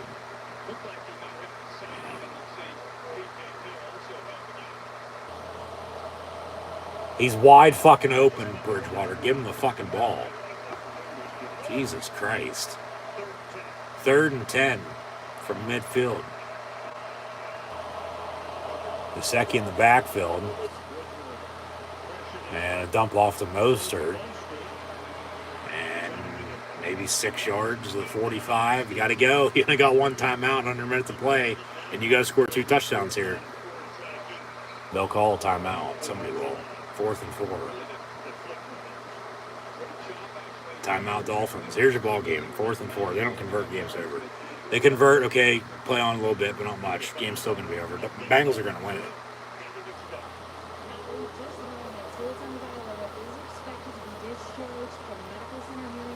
Tua's going to be discharged, and he'll be able to fly back home with the team tonight, which is a good sign. He's going to have to stay in the hospital overnight. But hopefully he's okay. They'll have him out a few games, though, for precaution. Especially coming off what happened on Sunday, and then he went back in, and then what happened tonight, and then he's in the hospital. Yeah. A few weeks at least. Tua's going to be out. Bridgewater will be the starting quarterback. So they start out 3-0. We'll see what they are when Tua comes back. Here's your ball game, though. 4th and 4 from the 45-yard line. Timeout, Cincy. Make sure they are set on defense. I don't blame them. And we already went over the Bengals stats because if they get the ball back, they're just taking the nail down anyway. So Tua is going to finish 8 of 14 for 110 yards, but injured, out of the game in the first half, and will be out for a little bit. It seems like Mostert, because they're not going to run here on 4th and 4. 15 carries, 69 yards rushing. If only they got their running game going a little bit earlier, maybe they would have been in it right now. I mean, because they're still in it there just a little bit ago, but then they turned it over. Turnovers and special teams, the difference tonight. Bridgewater had a carry for 11 yards, and then we'll update his final passing stats and then receiving stats here after this play if they don't convert, and then we'll sign off. Just once again, thank you for tuning in and listening. From the 45, 4th and 4. Trips near side. Bridgewater pass incomplete, and turnover on downs. And the Bengals will win it. Miami can't stop the clock. Yeah. Yeah, incomplete. He didn't have a chance for it. But yeah, Miami can't stop it. Cincy going to have to take a few kneel downs. Miami going to be knocked off their 3-0 start once again. But the Bengals will win it 27-15. Here comes 2 kneel downs. But Bridgewater going to finish 14-23 for a $193 and a touchdown. Also had the interception that Cincinnati capitalized on and drove and scored and ultimately won the game. Tyreek Hill, 10 catches, 160 yards receiving. Sherfield, 455. Waddle, 2 catches, 39 yards. Gesicki, 2 catches, 23 yards. I don't know how much different story would have been, but, get those two the ball a little bit more, I'd say. Edmonds, 2 of 14, and Mostert, 2 catches, 12 yards. As they preview what else is to come on Sundays. We already did earlier, but Week 4 is underway, and it begins with a Bengal win against the unbeaten Dolphins. 27-15, your final score is the final few seconds. Tick off, so that'll do it for myself, your host, Encyclopedia Sports, Coin Luke 96, live right here on YouTube this evening. Once again, thanks for tuning in and listening. Hopes everybody this upcoming weekend for more college football and NFL live watch along reactions on Saturday, Sunday, and Monday live right here on YouTube. So I'll see everybody then, but once again, thanks for tuning in here tonight and listening as the Bengals win it. Once again, your final score, 27-15 over the Miami Dolphins.